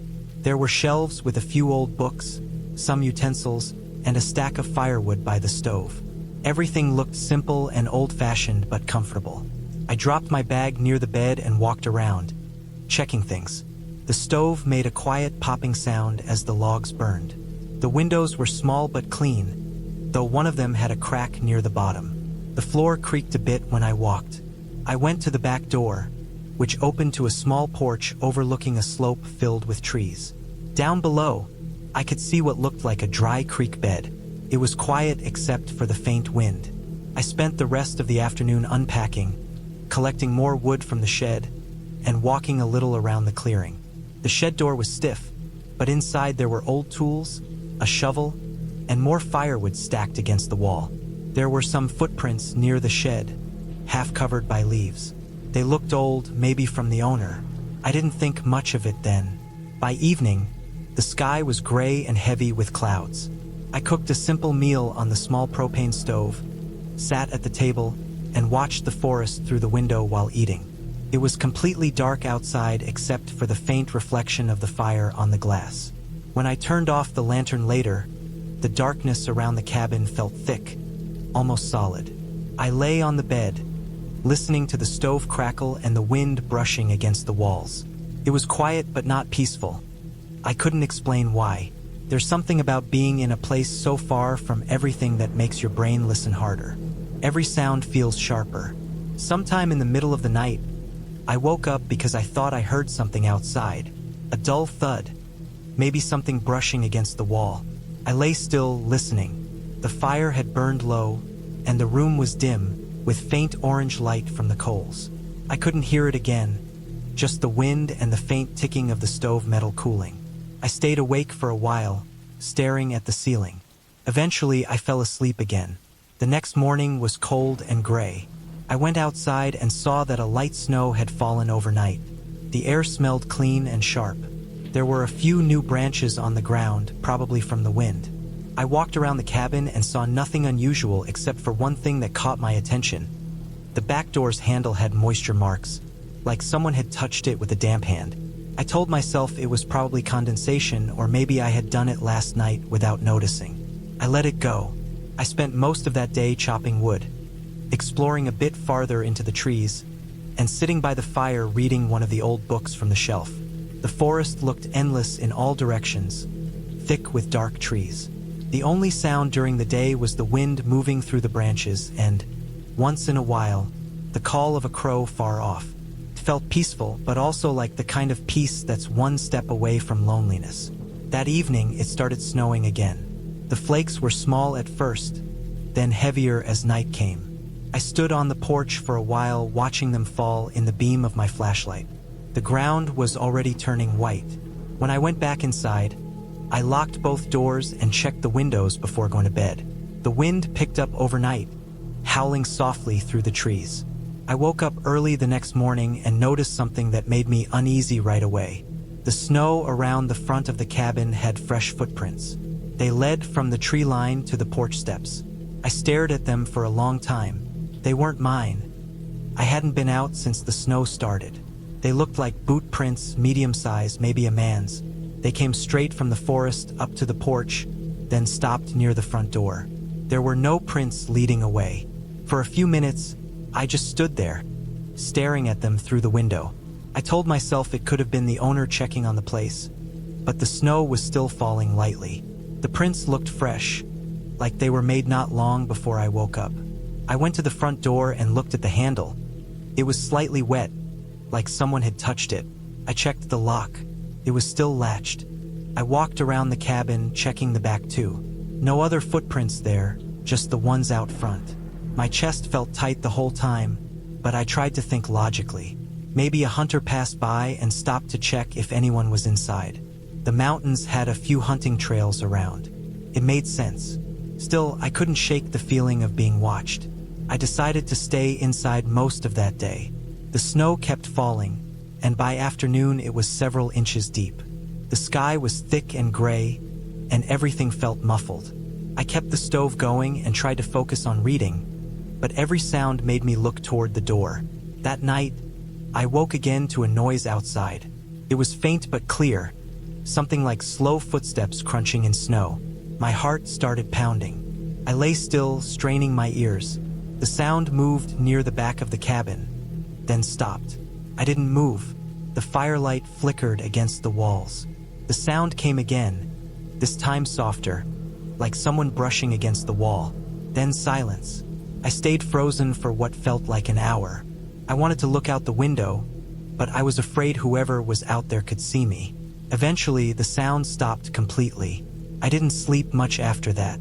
In the morning, I found new footprints circling the cabin. They were deep in the snow and clearer than before. Someone had walked slowly around the building during the night, close to the walls. There were also prints leading to the shed, then back to the trees. The shed door was slightly open. I walked there carefully, looking around. The snow inside showed footprints going in and out. Nothing seemed missing, but the shovel had been moved to the side, leaning differently than before. That's when I realized someone had been watching me. The thought came in a slow, cold wave. Whoever it was, they weren't just passing by. They had been close, watching the cabin for at least 2 nights. Maybe they had even touched the door handle while I was asleep inside. The idea of leaving crossed my mind right away. I thought about packing up and driving back to town, but the snow had gotten heavier. I didn't know how far I'd get on that narrow road. I decided to stay one more night, keep the fire going, and leave in the morning when it was brighter. I stacked wood inside and blocked the windows with blankets to keep warmth in. That evening, I sat with the flashlight on my lap, listening. The forest was silent except for the faint creak of branches under snow. I stayed awake late into the night, dozing off now and then. Around 2 in the morning, I heard something again. A dull thump against the back wall, then another, like someone stepping onto the porch. The sound of snow shifting. My body tensed. I could feel every heartbeat. I waited, barely breathing. The handle of the back door made a faint metallic sound. Someone was trying it slowly, carefully. Then silence again. I sat there, gripping the flashlight, staring at the door. Minutes passed. The wind started to rise outside, and I could hear snow hitting the windows. I stayed like that until dawn light started creeping in. When I went outside in the morning, I saw clear prints again, this time leading directly to the back door and then disappearing into the trees. I checked the door. There were faint scratches near the lock, like someone had tried to push it open with something metal. My stomach dropped. This wasn't random. Someone wanted to get inside. I packed my bag that morning. I decided to leave no matter what. The snow was deep but not impossible to drive through. I loaded the truck, brushed snow off the windshield, and started the engine. Took a few tries, but it came to life. I drove slowly down the narrow road, glancing in the mirror often. The forest felt different now, hostile, watching. I didn't see anyone, but I couldn't shake the feeling that someone was nearby, hidden among the trees. About halfway down, I stopped because something caught my eye through the trees. A small trail branching off from the main road. I hadn't noticed it before, maybe because it was covered with leaves earlier. Now it was clearer in the snow, and near the start of it there was something, an old tarp shelter or maybe a makeshift camp. I could barely see it, but there was a dark shape under the tarp, like a pile of blankets or clothes. I didn't get out. I just stared for a few seconds, realizing that whoever had been around the cabin might have been living right there, watching me every day. I kept driving, not stopping again until I reached the main road. When I got back into cell signal range, I called the cabin owner and told him I was leaving early because of the weather. I didn't mention the footprints. I just wanted to be done with it. He said it was fine and that he'd check the place later. I drove straight home that day. Even when I reached the highway, I kept checking the mirrors. The image of those footprints circling the cabin stayed in my head. The thought that someone had been close enough to touch the door while I was asleep made my skin crawl. A week later, I got a message from the cabin owner. He said when he went up there after the snow melted, he found signs that someone had been camping near the property. A small fire pit, old food cans, and a sleeping bag under a tarp. Whoever it was had probably been living there quietly for a while. He said local rangers sometimes found squatters or hunters camping illegally in that area. That was all he said. I never went back to that cabin or any other remote place like it. The idea of being completely alone in the woods doesn't feel peaceful anymore. When I think about it now, I remember the sound of slow footsteps outside on the snow, the faint rattle of a door handle in the dark, and the realization that someone had been there all along, watching me from the trees, maybe even planning to come inside when the time was right. The scariest part wasn't that they were there. It's that I never saw them. I have no face to remember, no voice, no proof. Just those quiet, careful footsteps circling my cabin in the snow.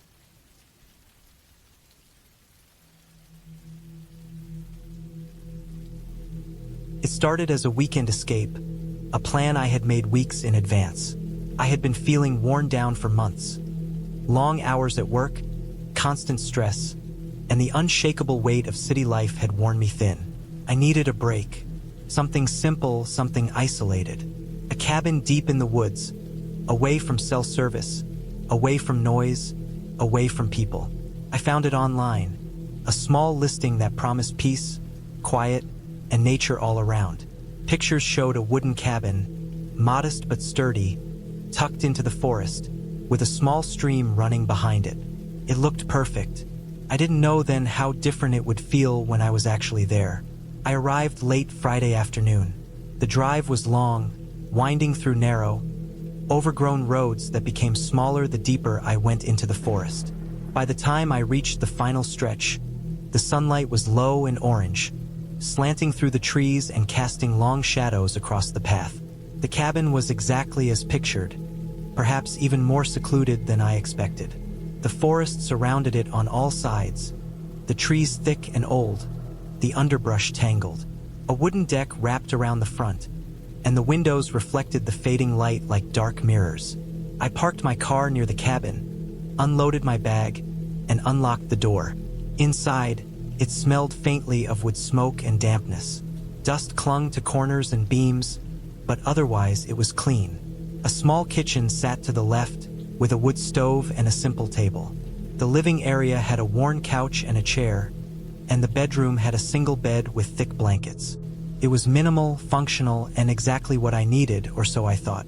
I spent the first hour unpacking, arranging my things so I could move around without stepping on them. Outside, the forest was quiet.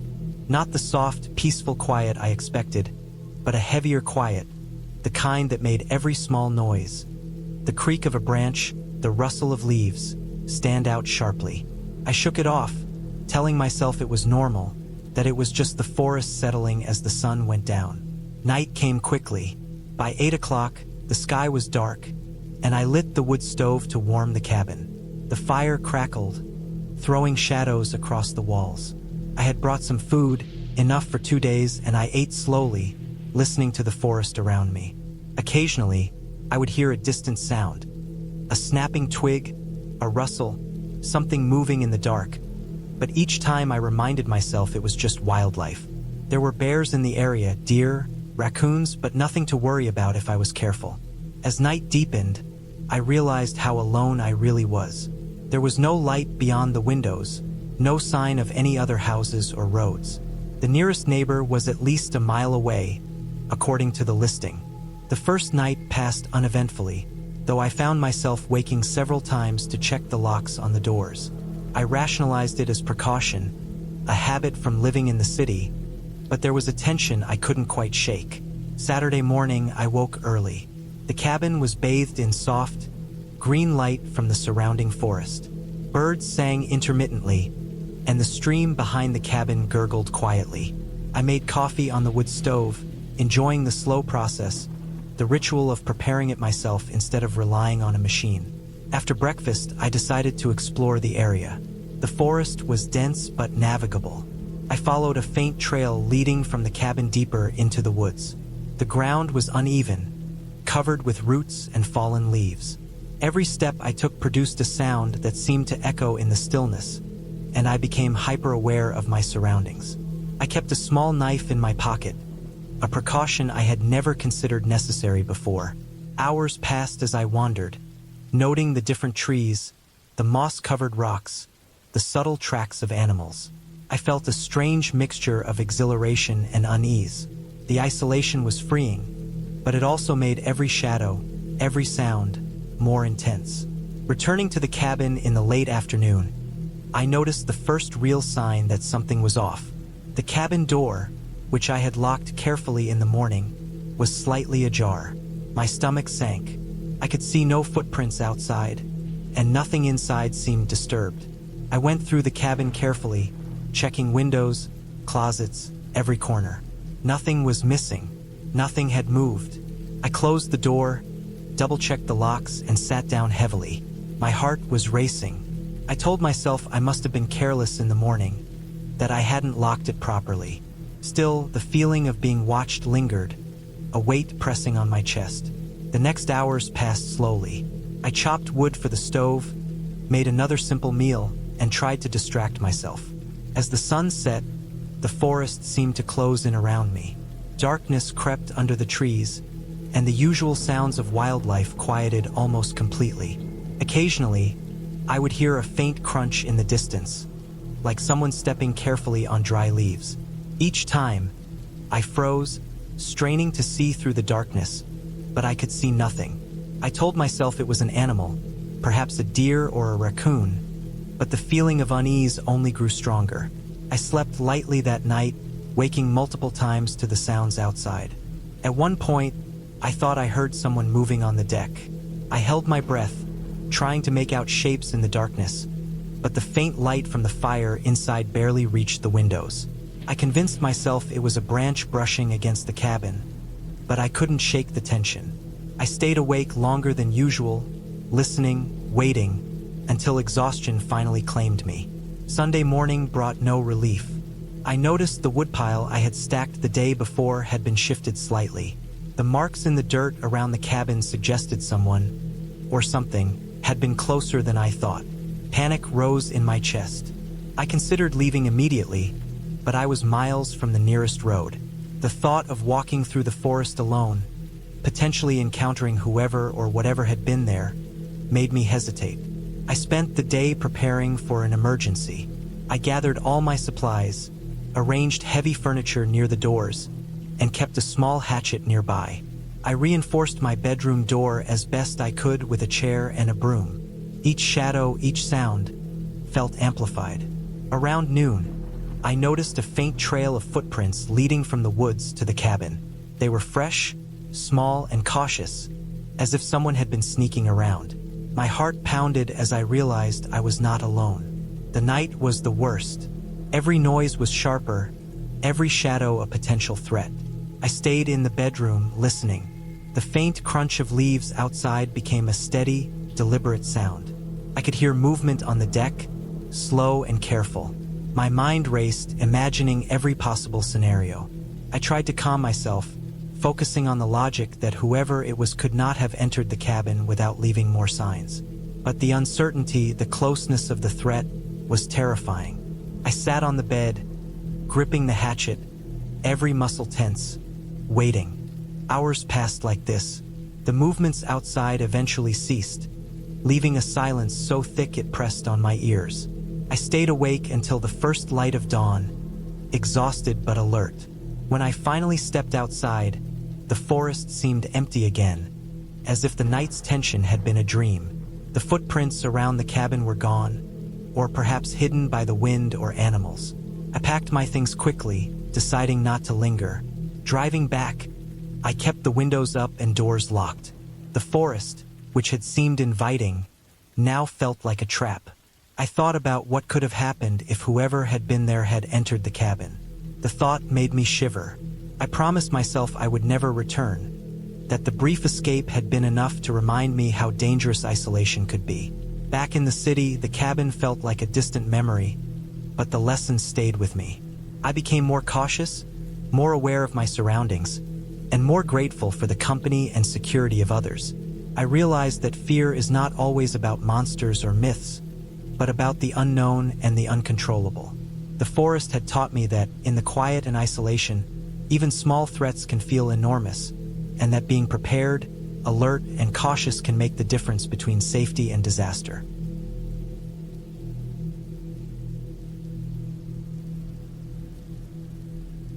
I had been looking forward to a week alone in the woods for months. My work had become unbearable, the noise of the city unbearable, and I needed to breathe, to be away from people and deadlines and constant irritation. The cabin I rented was small and old, tucked into a dense forest miles from the nearest road. I drove up a narrow dirt path for nearly an hour, the trees closing in on either side until the sunlight barely touched the ground. When I finally reached the cabin, I felt a strange mix of relief and tension, as if stepping into a quiet place also meant stepping into something unknown. The cabin itself was simple. A single room with a small kitchenette, a wood-burning stove, a table, a bed pushed into one corner, and a few basic chairs. The windows were thick with grime and dust, letting in dim, uneven light, but the forest beyond was alive with color. Birds moved quickly through the branches, and the occasional rustle suggested deer or other animals wandering unseen. I unpacked slowly, taking in every detail. The smell of old wood, the faint dampness that lingered even after the sun had been out all morning, the tiny cracks in the floorboards that creaked if I stepped in the wrong place. I decided to start with firewood. The cabin had a stack near the back wall, and I carried it inside carefully, mindful of how heavy the logs were. Once the fire was going, I felt the heat settle against me, and I realized that alone, I was aware of everything. The sound of the wind through the trees, the small scuttling noises behind the walls, the way the sunlight shifted across the floor as the day passed. It was peaceful, yes, but also intensely lonely. I could feel the forest pressing close, as though it had its own weight and presence. That first night, I stayed in the cabin until darkness fully fell. I had a small lantern, and I sat near the fire, reading a book. Outside, the wind grew stronger, rattling branches and pushing small bits of debris against the cabin. The sounds were nothing extraordinary, but in the silence of being completely alone, they felt amplified, uncanny. I went to bed with the fire still burning, imagining I could hear someone, or something, moving beyond the walls. It was foolish, of course. There was no one out there. The next morning, I decided to explore. I walked through the forest, keeping a careful eye on the sun to know the direction, following old game trails that twisted through thick underbrush. The air was crisp, filled with the smell of damp soil and pine needles. Occasionally, I came across animal tracks: deer, raccoon, and something larger I couldn't identify. The deeper I went, the quieter it became. The forest seemed to swallow sound entirely. I found an abandoned hunting blind, its wood gray and splintered, and I stood on the edge of it for a long time, looking out over a small clearing where wildflowers grew in thin patches. The place was beautiful, but a small voice inside me told me not to linger too long. Returning to the cabin, I found my bag had been slightly moved. Not dramatically, just a shift as if someone or something had brushed against it. My pulse quickened. I rationalized it. Maybe I dropped it, or maybe the floor was uneven. Still, I began to notice small signs that unsettled me. The door latch, which I had closed securely, seemed slightly loose. A window, which had been shut tightly, had a small gap. The feeling of being watched crept in, subtle and gnawing. I told myself it was the forest, shadows, maybe even fatigue playing tricks on me. Days passed in the same pattern. I ventured out during the day, collected firewood, explored further into the forest, kept careful track of the sun, and returned before nightfall. Each night, I felt the same uneasy weight, a subtle but persistent awareness that I was not entirely alone. I didn't see anyone. There were no footprints, no voices, but the sensation never left. Sometimes I would hear distant rustling that did not match the usual sounds of animals. It was always just enough to make me glance toward the shadows, heart rate climbing, only to see nothing. On the third night, a storm rolled in. Heavy rain, wind tearing through the trees, thunder rattling the cabin walls. I lit the fire and sat close to it, wrapped in a blanket, and tried to read. The storm was mesmerizing in its own way, violent but not threatening. Then I heard a sound that made me freeze. A footstep, soft, deliberate, on the wooden deck outside. I stopped breathing, listening, trying to convince myself it was just the wind. But the sound repeated, once, twice, slow and heavy. I knew, in a way I could not explain, that this was not the wind. Someone was there. I grabbed a flashlight and slowly moved to the door, careful not to make a sound. Peering out, the deck was empty. The rain had soaked everything, washing away any evidence of footsteps.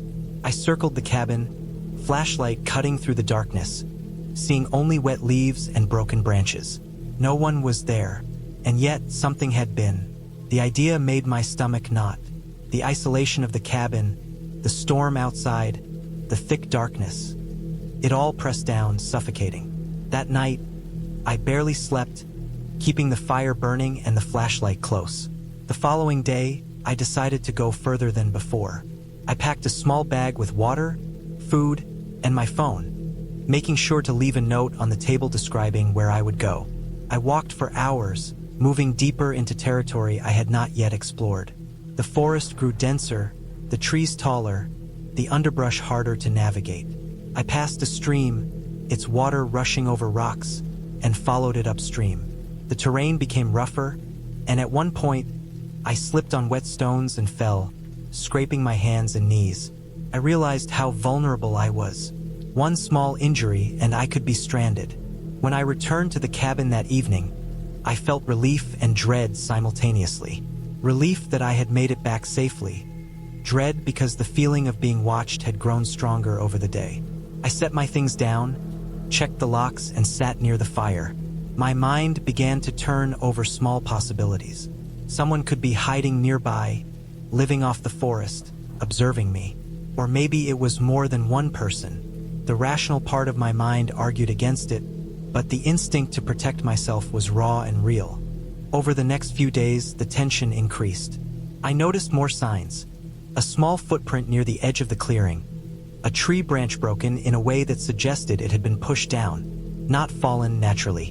One morning, I found a scrap of paper near the cabin door, soaked and blank. I did not know what to think, but the implication was clear. Someone had been there. I began to change my behavior, making noise when I moved around outside, avoiding the more isolated parts of the forest, keeping a knife and a hatchet nearby. The forest had become a trap as much as a sanctuary, beautiful but threatening. Then, one evening, the culmination happened. I was inside, lighting the stove to cook, when I heard a sound from outside. A low, deliberate scraping at the cabin wall. My heart raced. I grabbed the flashlight, the knife, and moved carefully to the door. The sound stopped. I paused, listening, hearing only the wind. I stepped outside, scanning the perimeter, and that's when I saw it. A faint figure moving among the trees, just beyond the edge of the clearing. I could not see details, only the shape, tall and slow-moving. I froze. I realized I had only one option: retreat to safety. I ran to my car, parked at the far end of the dirt path, and did not stop until I reached the main road. My phone had a weak signal, but I managed to call the local authorities. I explained the situation, gave my location, and they promised to send someone.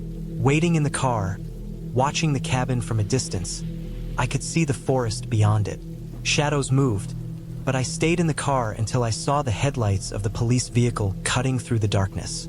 They searched the area extensively and found evidence of someone having been living close by, hidden in the forest. Makeshift shelters, fire pits, and signs that someone had been observing the cabin for weeks, maybe months. I learned later that the area had a history of transient individuals using the forest as cover, sometimes following people who rented cabins for isolation. It was terrifying to realize how close I had been, how vulnerable I had been alone in that place. Afterward, I returned to the city, shaken but relieved. The cabin had seemed like a refuge, but in reality, it had exposed me to a danger I had not anticipated. I thought about how carefully I had underestimated the human element, the unpredictability, the lurking presence that had no supernatural explanation. And I realized that what had scared me most was not the forest, the storm, or even the isolation. It was the knowledge that another human being could be so close, watching, waiting, hidden by the same trees I had thought were safe. I never went back to that cabin. I still hike, still spend time in nature, but I am careful, deliberate, and aware. I learned to trust instincts over assumptions, to understand that fear is sometimes just a warning, not imagination. And most of all, I learned that the world can be unpredictable, and that isolation, which can feel like freedom, can also be a trap. Even now, I remember the sensation of the forest pressing close, of the heavy silence that was not quite empty, and I feel the same cold knot of awareness. I survived, but I cannot forget. And that is the lasting impression. The fear was real, the danger human, and the lesson clear. Alone in the woods, beauty and terror coexist, and sometimes survival comes from nothing more than awareness and caution.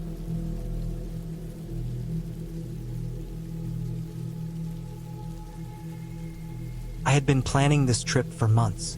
The idea of spending a week alone in a remote cabin deep in the forest had seemed like the perfect escape from the constant noise of city life, the endless notifications, the people who always seemed to demand something from me. I found the cabin through a small website run by a man in his 60s who rented out his property to anyone who wanted solitude. It was far away from any town, nestled on the side of a mountain, surrounded by acres of forest so dense that sunlight barely touched the ground. The description was simple. A small wooden cabin, no electricity except for a generator he would leave running, a wood stove for heat, and a water supply from a well. No Wi-Fi, no phone signal. I felt a thrill at the thought of complete isolation. I drove for hours, the road narrowing until it became nothing more than a dirt path that twisted and wound around trees and rocks. By the time I parked, my car was covered in dust, and I felt a weight settle in my chest, a mix of anticipation and unease. The cabin stood at the edge of a small clearing, its walls weathered by years of storms, the paint faded, the roof showing rust spots. It looked exactly as it had in the photos. I carried my backpack and supplies inside, my boots scraping against the wooden floor, echoing in the empty space. The interior was simple but functional. There was a small kitchen area with a propane stove, a tiny fridge, and a sink connected to the well outside. The living space had a table, 2 chairs, and a small sofa, worn and faded. A wood stove sat in the corner, and beyond it was a narrow hallway leading to a single bedroom and a small bathroom. I spent the first day unpacking, arranging my supplies, and exploring the small area around the cabin. The forest pressed in on all sides, the trees tall and tight-knit, creating shadows that seemed to move with the wind. As night fell, the forest grew quiet. I had expected the sounds of nature, the wind rustling leaves, the occasional bird or deer, but the silence was different. It was heavy, almost tangible, as if the trees themselves were holding their breath. I lit a fire in the stove, the wood cracking and spitting sparks, and tried to read a book I had brought. But the shadows outside the window seemed deeper than they should have been, moving slightly even though there was no wind. I told myself it was my imagination. The isolation was already getting to me. The second day, I decided to explore the surrounding area. There was a small creek nearby, its water clear and cold. I followed it for a while, noticing the remnants of old human activity. A broken fence post, a rusted piece of metal, and a path that looked like it had been used decades ago. I felt a strange unease in the forest, as if I was being watched, but I kept going. The sun was bright, and the forest looked harmless in the daylight. On the third day, I started noticing small things that unsettled me. A stick snapped behind me while I was walking to fetch water. I would glance up and see a shadow flit between the trees, but when I looked directly, nothing was there. At first, I told myself it was a deer or a bird, but the feeling of being watched didn't leave. I began locking the cabin door whenever I left, and I checked the windows before going to sleep. Still, I felt eyes on me. By the fourth day, the isolation had started to take its toll. My mind raced with worst-case scenarios. What if someone tried to break in? What if I got hurt and no one found me? The forest was too dense for anyone to see from the road. I started keeping a knife on the table next to me at all times, just in case. That night, I thought I heard someone walking outside. The snow had not yet arrived, but the ground was soft with dirt, and I could hear the faint crunch of footsteps. I froze, listening. The sound stopped when I stopped moving. I turned on a flashlight and scanned the clearing, but there was nothing. Sleep became difficult. Every little sound, the wind rattling the roof, an animal scratching at the walls, a branch tapping the window, kept me alert. I found myself sitting by the stove, staring into the fire for hours, imagining shapes in the shadows. My food supply was running low, but I was hesitant to leave the cabin, afraid of whatever might be out there. On the 5th day, the situation escalated.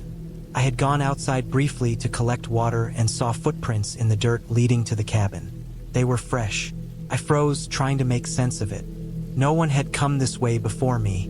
The footprints were heavy, like someone had been wearing boots, and they led right up to my front door. My heart pounded. I checked the perimeter, but there was no one there. I locked all the doors and windows, barricaded the cabin as best as I could with chairs and a table, and spent the rest of the day inside, pacing. The night was worse. The footsteps returned. Heavy, slow, deliberate. They circled the cabin, stopping at points and then moving again. I stayed as quiet as possible, holding my knife, listening. At one point, I heard a window rattle slightly. My stomach dropped. Someone was out there watching me, testing me. The fire in the stove burned low, and I didn't dare move to add more wood. I sat in the darkness, listening to the sounds that came closer and then receded. Hours passed, or maybe minutes, I couldn't tell. Finally, exhaustion overtook fear, and I fell asleep in a chair, fully clothed, knife in hand. The next morning, I inspected the cabin. One of the windows had been forced slightly open. There were no other signs of entry, but it was clear someone had been trying to get in. I gathered my courage and decided I had to leave. I couldn't stay another night. I packed my things as quickly and quietly as possible. Every creak of the floor, every snap of a twig outside, made me jump. I grabbed my backpack and headed for the car. The drive out was tense. Every shadow along the dirt path seemed like someone watching. I kept glancing in the rearview mirror, half expecting to see a figure following me. But the road remained empty. When I finally reached the main highway, I pulled over, trembling, and called the local authorities to report the incident. They told me the area was remote and isolated, and that trespassing incidents were rare but not unheard of. They dispatched a ranger to inspect the cabin later that day. Weeks later, I returned home, still shaken by the experience. I couldn't get the forest out of my mind. The shadows, the footsteps, the sense of being hunted. But I had survived.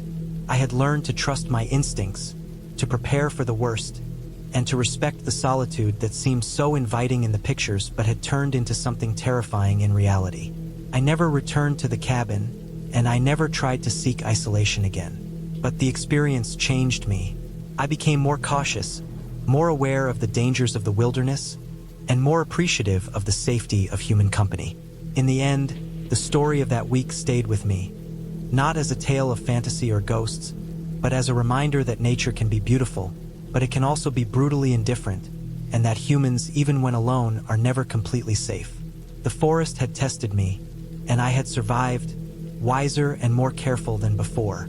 I carried the lessons with me, and though the fear lingered, I was grateful that I had made it through, intact, and able to tell the story in full, without embellishment.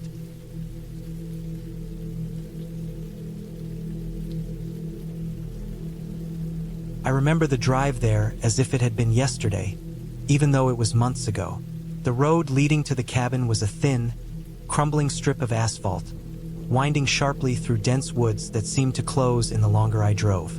The sky had been an angry gray that morning, and the trees swayed as if warning me to turn back, but I had ignored it.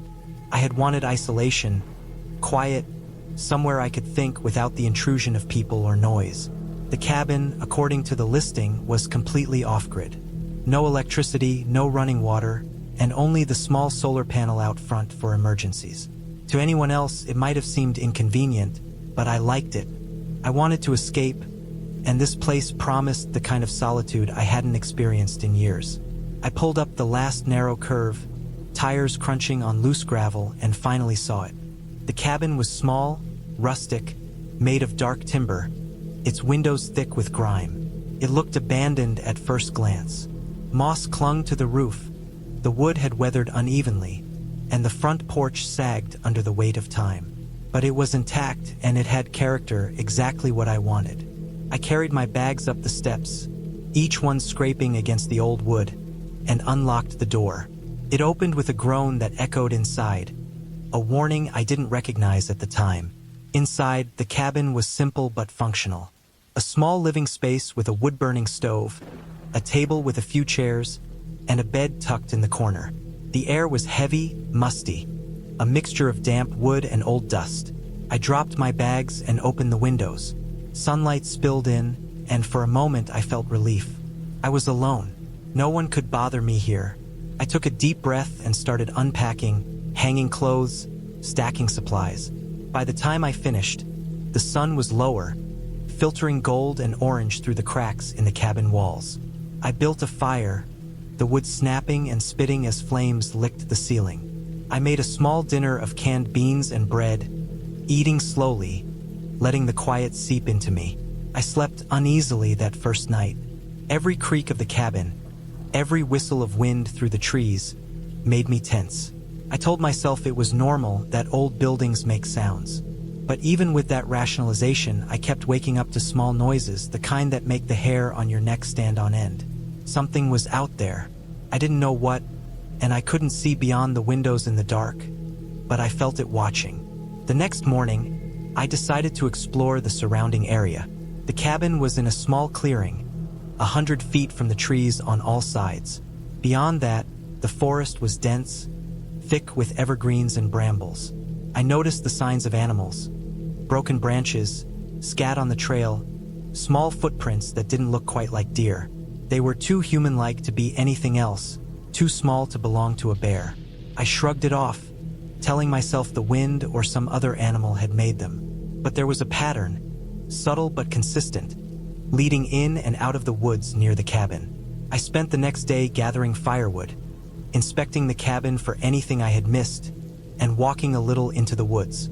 I found an old well hidden behind a thicket of bushes, capped with rotten wood. I didn't touch it, but I remembered it. I had the uneasy feeling that someone or something had used it recently. The ground around it was disturbed, footprints mingling with the soil. I chalked it up to animals, telling myself not to overthink it. Still, the feeling never left me. By the third day, the isolation started to gnaw at me. The silence was no longer comforting. It was oppressive. Every rustle outside sounded deliberate. One night, I woke to a faint scratching sound at the door. My heart jumped, and I froze, straining to hear. The scratching continued, irregular and slow. I kept my breath shallow, telling myself it was a branch blown by the wind, or a raccoon. I stayed awake the rest of the night, the fire dying low, shadows stretching across the cabin walls. Over the next few days, things escalated. I started noticing footprints that hadn't been there before, small, bare, human-like, coming from the woods to the cabin and then back again. I would wake to objects slightly shifted. My food moved, my blanket tugged. I double-checked my locks and windows. Everything seemed secure. I told myself I was imagining things, that solitude was playing tricks on my mind. But every night, the noises became bolder, closer. Scratches at the windows, thumps on the walls, faint breathing outside. One evening, I went to check the perimeter. I walked slowly along the treeline, flashlight in hand, but everything seemed normal. The forest was still, quiet except for the occasional bird or rustle of small animals. I returned to the cabin, more tense than before. That night, the sounds escalated, louder, sharper, more deliberate. Couldn't sleep at all. I sat near the stove, staring into the fire, waiting for daylight. By the fourth day, I started to notice other signs. Small things, almost insignificant but impossible to ignore. A twig snapped under weight that didn't belong to any animal. Leaves pushed aside, not naturally, but like someone had stepped through. The footprints multiplied. I began to feel trapped. The cabin, which had been a sanctuary, now felt like a cage. Every noise, every shadow, every unexplained mark made my heart race. Then, one morning, I found something that broke me completely. The bed, where I had slept, had indentations that didn't match my body. They were small, deep, like someone had crouched there during the night. My stomach turned. I checked the rest of the cabin. No doors open, no windows broken. But it didn't make sense. I hadn't left the cabin at night, and yet someone had been inside. Panic started to sink in. I gathered supplies, my mind racing, but I forced myself to stay calm. I needed to figure this out before I could leave. I started setting traps, small alarms, even arranging heavy objects near doors and windows. I stayed awake in shifts, rotating between fire tending, checking doors, and watching the trees. Every noise made me flinch. Every shadow felt alive. And then, one night, I heard it. Footsteps, deliberate and slow, around the cabin. Someone was walking in a circle outside, pausing at intervals, listening. My chest tightened. I held my breath and waited. The footsteps moved away, then returned, closer this time. My mind raced. Should I confront it, hide, run? The night passed in a blur of fear, and by morning, I was exhausted. I could barely think. I knew I couldn't stay there another night without knowing who or what was outside. I packed everything into my car, my hands shaking, leaving the cabin in as orderly a state as I could. I didn't want to confront whoever or whatever it was. I didn't want to risk it. As I drove away, I glanced back.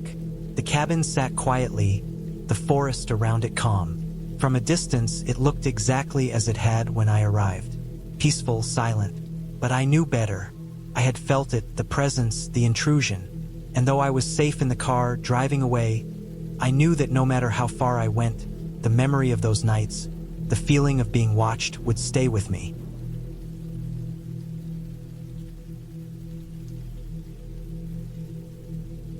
I didn't expect the weekend trip to turn into one of the most terrifying experiences of my life. I had planned it weeks in advance. A small cabin tucked deep in the forest, far from any roads or neighbors. I wanted a quiet place to escape, a place where I could disconnect from the constant noise of the city, the demands of work, and the endless stream of messages and calls. I wanted simplicity, cold air, the smell of pine, the sound of leaves in the wind. That was all. What I didn't expect was how isolated, fragile, and vulnerable that simplicity could make me feel. The drive itself had been long, winding through roads that shrank and twisted as I moved further away from civilization. My phone lost signal halfway through, which initially felt liberating. I told myself that this was exactly why I came here. I had a small backpack with the essentials. Some canned food, bottled water, a flashlight, a first aid kit, matches, a small camping stove, and a few blankets. The cabin, according to the online listing, was cozy, fully furnished, with a wood stove and a nearby creek. But the photos did little justice to how remote it really was.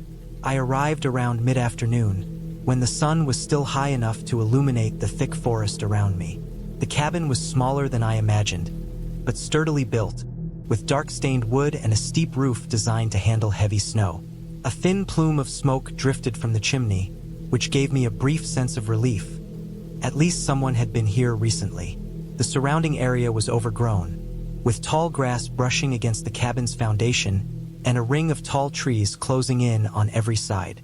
I parked my car on a small, uneven clearing and lugged my backpack to the cabin. The door creaked as I pushed it open, and a musty, earthy smell greeted me. A mix of old wood, damp leaves, and dust. The interior was simple. A small kitchen area, a table with 2 chairs, a tiny bathroom, and a single bedroom with a bed pushed against the far wall. I unpacked my things slowly, trying to shake off the fatigue of the long drive. The first night felt quiet, almost unnaturally so. I had grown accustomed to city noise, the hum of traffic, distant sirens, neighbors talking, but here there was nothing. No animals, no insects, not even the faint rustle of wind against the trees. Just silence. First, I relished it. I lit a fire in the stove, heated some water, and ate a simple meal. Then, as darkness fell, I noticed how thick and complete the night could feel. The shadows inside the cabin stretched unnaturally, and every creak of the wood felt magnified. The wind picked up outside, rattling the window panes, and I felt a subtle, creeping unease that I couldn't explain. I tried to sleep, but my mind kept racing. I imagined things moving outside, branches snapping, leaves rustling, shadows flitting across the windows. I told myself it was normal, that the forest was full of animals, that my imagination was overactive. But then I heard it, a soft, deliberate knock on the cabin door. Not a branch falling, not the wind, but a slow, measured knock. I froze. My heart pounded. There was no one else on this road for miles. I didn't dare open the door. I sat on the edge of the bed, flashlight in hand, listening. I convinced myself it was probably a branch hitting the metal door latch. Maybe a deer, maybe nothing at all. I eventually fell asleep, but it was fitful and shallow. The next morning, I explored the area around the cabin. The forest was dense, the kind that seemed to swallow sound. I walked to the nearby creek mentioned in the listing, the water clear and cold, running over smooth stones. I tried to shake off the tension from the previous night, but even in daylight, there was a strange heaviness in the air. I noticed marks on the ground near the back of the cabin, footprints. Not small, animal-like prints, but the kind a human might leave. They didn't seem fresh, but they weren't old either. My stomach sank. I quickly rationalized it. Maybe a previous visitor, a hiker, someone who came to check the cabin. I told myself it was nothing, but the doubt lingered. That night was worse. The knocking returned, but this time it wasn't just on the door. There were thumps against the walls, against the windows, subtle at first, then more insistent. I didn't move, couldn't. I just sat in the corner with my flashlight, trying to convince myself that someone could not be out there, that this was still the wind. I checked the locks, each one secure, but the sounds continued. The fear began to twist into a tight knot in my chest. I realized then that the isolation I sought had a dangerous edge. I was completely cut off. If something or someone wanted to get in, I had very little recourse. The following day, I barely slept. I didn't want to leave, but I also felt trapped. I decided to make a plan. I collected rocks, sticks, and anything I could find that could serve as a makeshift weapon. I double-checked the locks, reinforced the door with the table, and kept the stove poker close at hand. I told myself to stay rational, to be calm, but every sound outside made me flinch. I tried to keep busy, chopping wood for the stove, cleaning the cabin, taking long walks along the creek. Each time I returned, I checked the perimeter, looking for footprints, signs that someone had been watching me.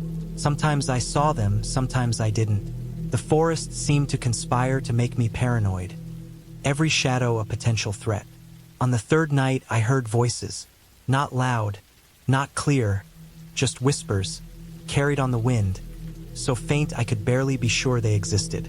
I pressed my ear against the door, straining to catch anything, but the words didn't come. Then I heard a step, slow, deliberate, coming closer to the cabin. I gripped the poker tightly, my hands shaking. I didn't want to look, but I had to.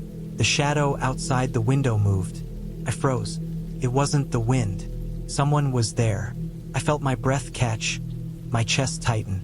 The instinct to flee warred with the fear of opening the door.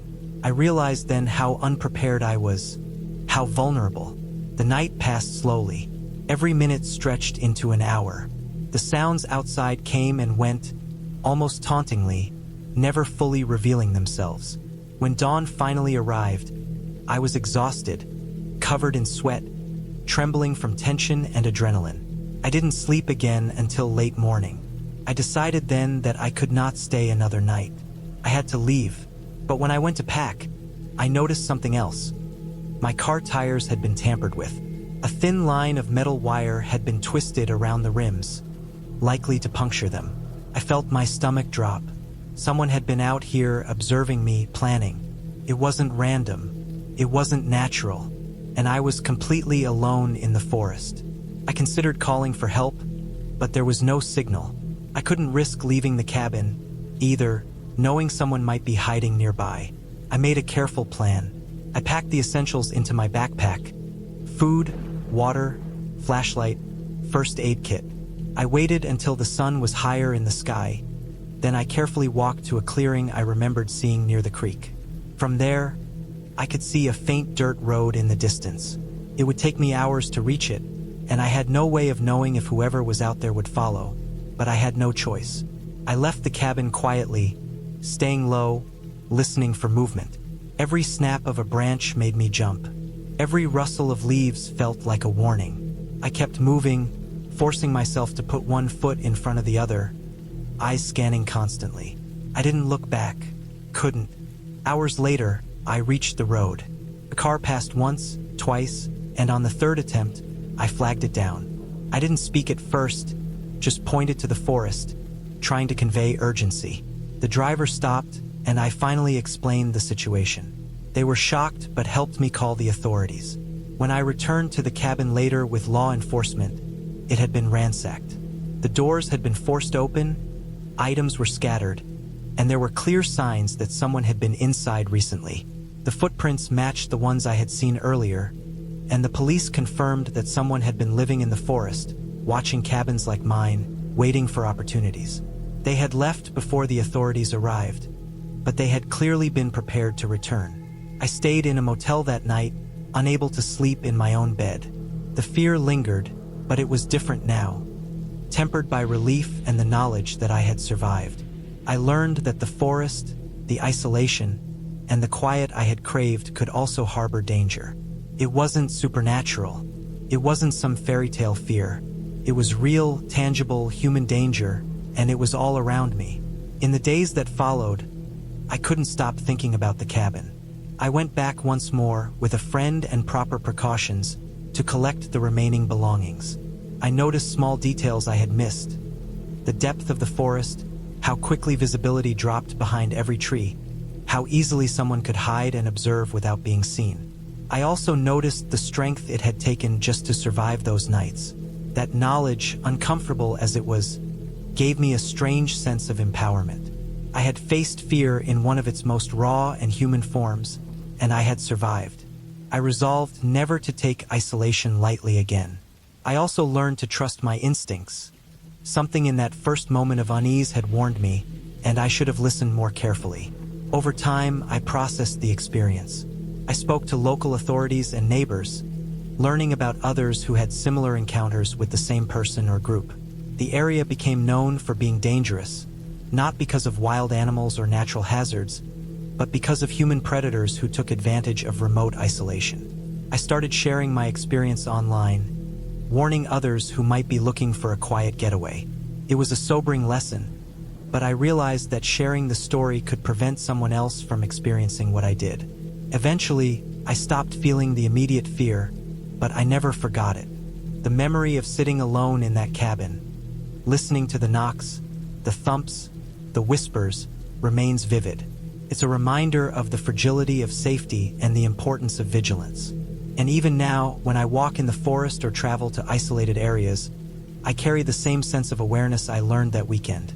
A constant reminder that the most terrifying threats are often not supernatural but all too human.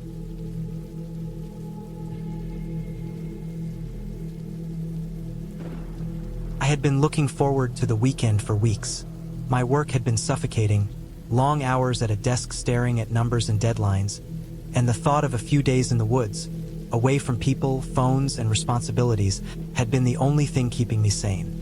I had rented a small cabin tucked away in a dense forest about 3 hours from the nearest town. The pictures online promised a rustic wooden cabin surrounded by thick pine trees, a small creek running nearby, and no one for miles. I wanted peace, I wanted solitude, and I thought I would find it there. The drive itself was uneventful. A long stretch of winding roads bordered by dense trees that seemed to grow taller and darker the further I went. My car rattled over small rocks and potholes, the tires crunching on the gravel as the road narrowed. I passed a few scattered houses, all with signs warning about wildlife or private property, But after about an hour, the road became nothing more than a dirt path, barely wide enough for my car, and I realized that if anything went wrong, I was completely alone. The forest was quiet, unnaturally so. No birds, no animals. Not even the wind seemed to move through the dense canopy. When I finally arrived, the cabin appeared exactly as it had online. It was small, 2 rooms, made of dark wood with a slightly slanted roof. A thin trail of smoke rose from the chimney, though I doubted anyone had been there recently. I parked the car in a small clearing, the tires crunching against the gravel, and stepped out. The air smelled of wet earth and pine. It was cold, colder than I had expected, and I shivered, pulling my jacket tighter around me. I carried my backpack and groceries inside, noting that the cabin had a small kitchen, a wood stove, and a living area with 2 chairs and a table. The bedroom was tiny, with a thin mattress on a wooden frame, and the bathroom was little more than a small sink and a toilet with a shower that looked like it hadn't been used in months. I spent the first hour unpacking, making the bed, and trying to organize the place in a way that made it feel like home.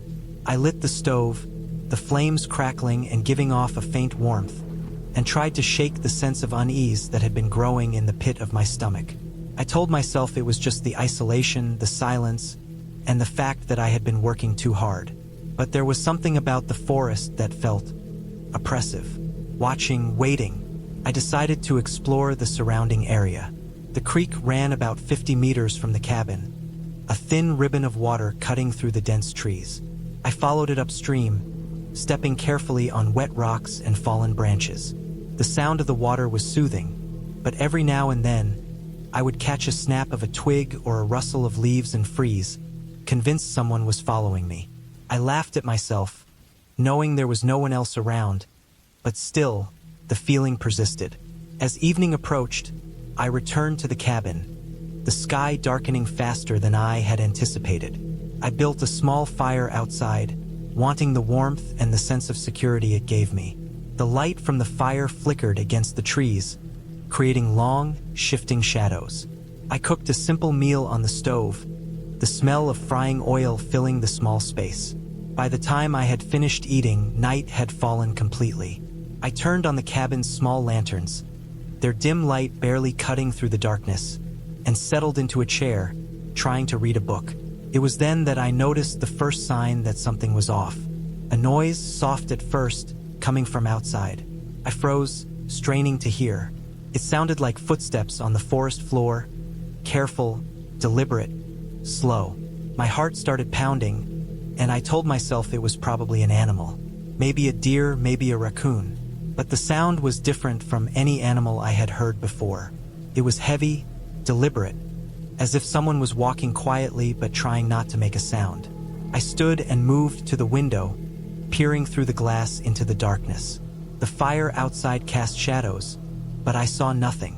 I told myself again it was just my imagination, that the forest played tricks on the mind. I locked the door, double-checked the windows, and tried to convince myself to relax. I went to bed early, exhausted from the drive and the day's activities, and eventually fell asleep. I woke in the middle of the night to the sound of scratching. Not soft, not a small animal, but heavy, insistent scratching at the cabin door. My stomach dropped. I lay in bed, frozen, straining to listen. The scratching continued for what felt like an eternity, then stopped abruptly. I waited, holding my breath, listening to the forest, but all I could hear was the creek flowing in the distance. Eventually, I got up, shaking, and checked the door. Nothing. No signs of anyone, no marks, nothing. Just the wooden door, locked tight. The next day, I tried to convince myself it was nothing. Maybe a tree branch, maybe some small animal. I kept myself busy, chopping wood for the stove, gathering water from the creek, exploring more of the surrounding forest. But the feeling of being watched never left me. Every time I moved outside the cabin, I felt eyes on me, and the forest seemed too quiet. No birds, no wind, nothing. Just silence. That night, the noises returned. Footsteps around the cabin, scratching at the door, something heavy moving through the underbrush.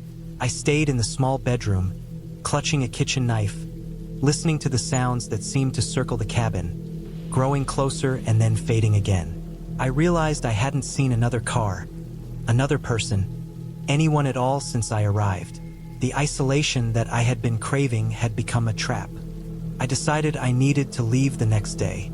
I packed some essentials in my bag, planning to drive back to the nearest town. But when I woke up in the morning, my car had a flat tire. Not one, but two. Someone had used a sharp object to puncture them overnight. Panic set in. I looked around the cabin, noticing faint footprints in the dirt around the perimeter. Footprints that hadn't been there before. They led into the forest and disappeared. I realized then that someone had been watching me, waiting, knowing I was alone. I spent the day preparing. I barricaded the door with a heavy chair, moved furniture against the windows, and kept the stove going to create warmth. I wanted to leave, but I couldn't. The road back to the town was too long, too isolated, and my car was useless. I felt trapped. The forest, once inviting, now seemed like a predator surrounding its prey. That night was worse than the first. The sounds outside were constant. Footsteps, scratching, the occasional snap of a branch. Couldn't sleep. I stayed awake, listening, waiting. At one point, I saw a shadow move past the window, fleeting, but unmistakable. Someone was there. Someone had been watching me for at least 2 days, and I had no way to defend myself. Morning brought a brief sense of relief. The footsteps stopped. The forest returned to its eerie silence. I decided to venture out cautiously, hoping to find help or at least a way to repair my car. I moved quietly, keeping low, scanning the trees. Everything seemed normal, but my instincts screamed that it was not. I decided to walk to the nearest road. The forest was thick, and the path was uneven, but I pushed through, keeping to the shadows, trying not to leave obvious tracks. I walked for hours, my backpack heavy, my body exhausted.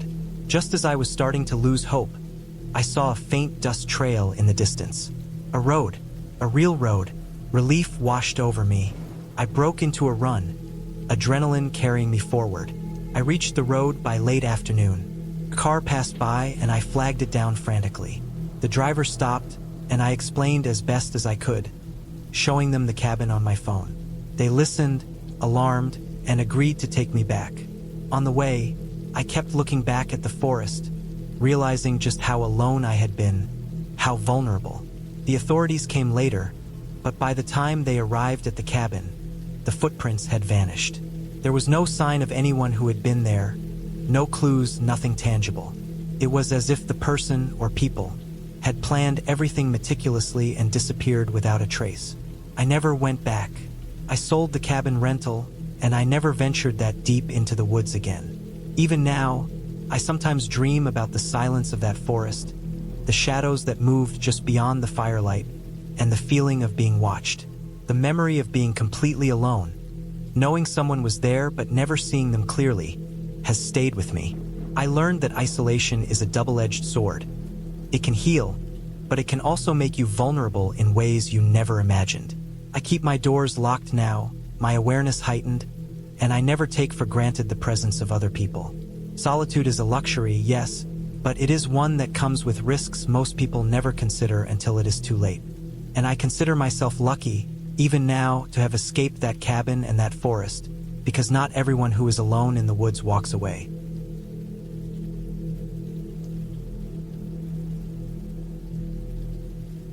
I had been planning this cabin trip for months, ever since the exhaustion of city life had gotten too heavy to ignore. The endless noise, the traffic, the constant weight of people and obligations. It was all too much. I wanted solitude, a place far from everyone, where I could breathe without thinking about schedules or interruptions. I found a small cabin tucked deep into the forest, miles from the nearest town, accessible only by a narrow dirt road that twisted like a snake through thick pine and oak trees. From the photos online, it looked almost untouched, the kind of place where the air smelled of wood and rain, where the nights were pitch black except for stars. I wanted that kind of isolation. I wanted to disappear into it for a week and feel like I belonged somewhere that wasn't noisy or crowded. The drive there was longer than I expected. The city gradually dissolved into suburbs, then farms, then empty stretches of land that were silent except for the occasional crow or distant bark of a dog. The further I went, the thinner the air felt, the heavier the trees became, forming a kind of wall on either side of the road. By the time I turned onto the dirt track that led to the cabin, the sun was sinking low behind the trees, throwing long shadows across the path. I remember thinking how quiet it was, how every sound of the car seemed amplified, crunching over gravel, leaves scraping under the tires, even the faint hum of the engine. It made me nervous in a way I hadn't anticipated, a deep, clenching awareness of being somewhere remote, where nothing familiar existed. The cabin came into view slowly. It was a modest wooden structure, raised slightly off the ground, with a small porch that ran across the front. The wood was weathered, gray in the places that sun had bleached it, dark where the rain had soaked in over the years. There was a chimney, but I didn't see any smoke, which meant the fire hadn't been used in a while. The windows were mostly opaque with dust, and the front door sagged a little on its hinges. Still, it was perfect, just the isolation I wanted. I parked the car on a small patch of flattened grass and grabbed my bags, feeling the weight of the week ahead, both in luggage and in anticipation. The first step inside the cabin was a quiet shock. The air was stale, smelling like old wood and damp earth. Sunlight cut in through the grimy windows, making thin beams of light that caught floating dust like tiny specks of gold. The cabin wasn't large.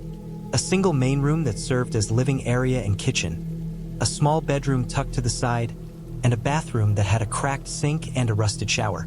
Everything felt functional but forgotten. There were signs that someone had lived here before.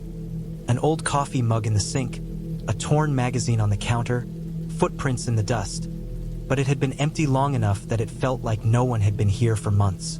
I set my bags down and walked through the space carefully. The floorboards creaked under my weight, each sound echoing slightly in the empty space. I unpacked my things slowly, taking care to place each item where it wouldn't disturb the cabin's fragile order. I wanted to live here, even for just a short time, without leaving a trace of myself behind except for my presence. After setting up, I opened the windows to let in fresh air, ignoring the way the forest outside seemed almost too quiet. There was no wind, no rustle of animals, only the occasional distant sound of wood groaning in its own expansion. Night came fast, faster than I expected. By the time I had made a small fire in the fireplace, the last light of the sun had disappeared, leaving the forest outside a deep, enveloping black. I sat near the fire, listening to the crackle of wood, the faint scent of smoke mixing with the cabin's damp smell. It was peaceful at first, the kind of quiet I had been craving. Then I noticed the sounds outside. Not loud sounds, just the subtle noises that become frightening when you are alone. Twigs snapping far away, a rustle in the leaves, the occasional distant call of an animal.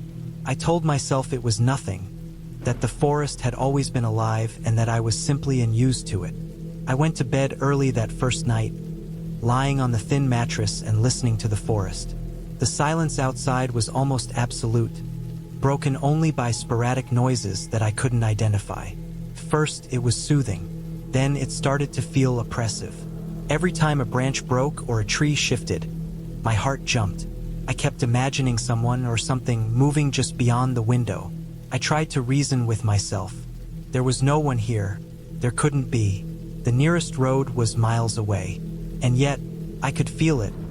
The way the darkness seemed almost alive, like it was pressing against the cabin walls, listening. Morning didn't bring relief. The sun rose slowly, filtering through the dust-streaked windows. I stepped outside to stretch and to see the surroundings in full light.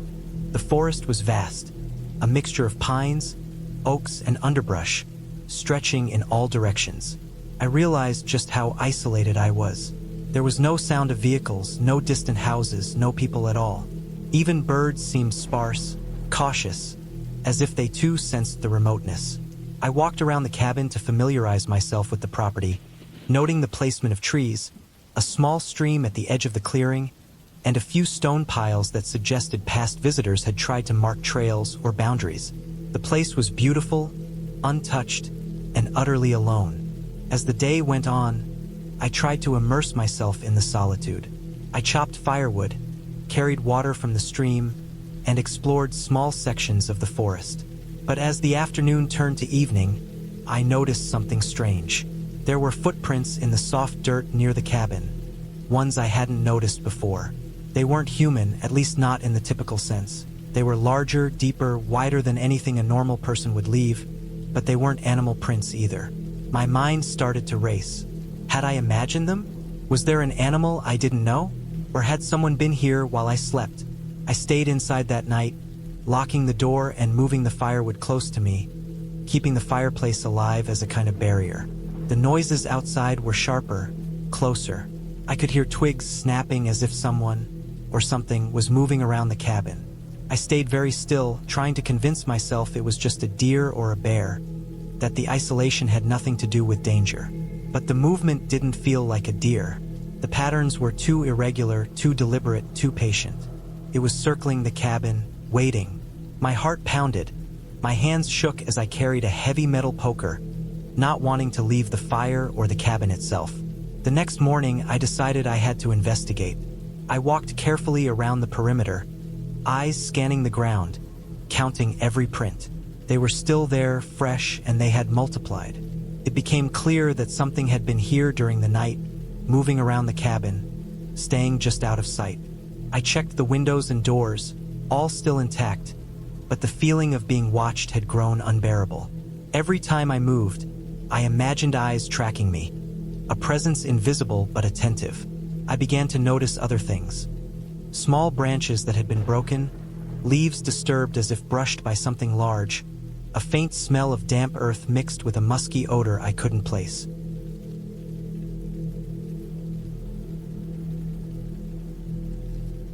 I had planned the cabin trip for months, alone, deep in the mountains, far from anyone I knew. I needed the solitude more than anything else. Work had been suffocating, and the noise of the city felt like it was drilling into my skull. I wanted silence, pure silence, where I could sit with my thoughts, and maybe write, though I knew the idea of writing was just an excuse. I had booked a small, old cabin tucked into the thickest part of the forest I could find. The pictures online made it look charming, almost too quaint to be real. Wooden walls, a stone chimney, a porch overlooking a small clearing.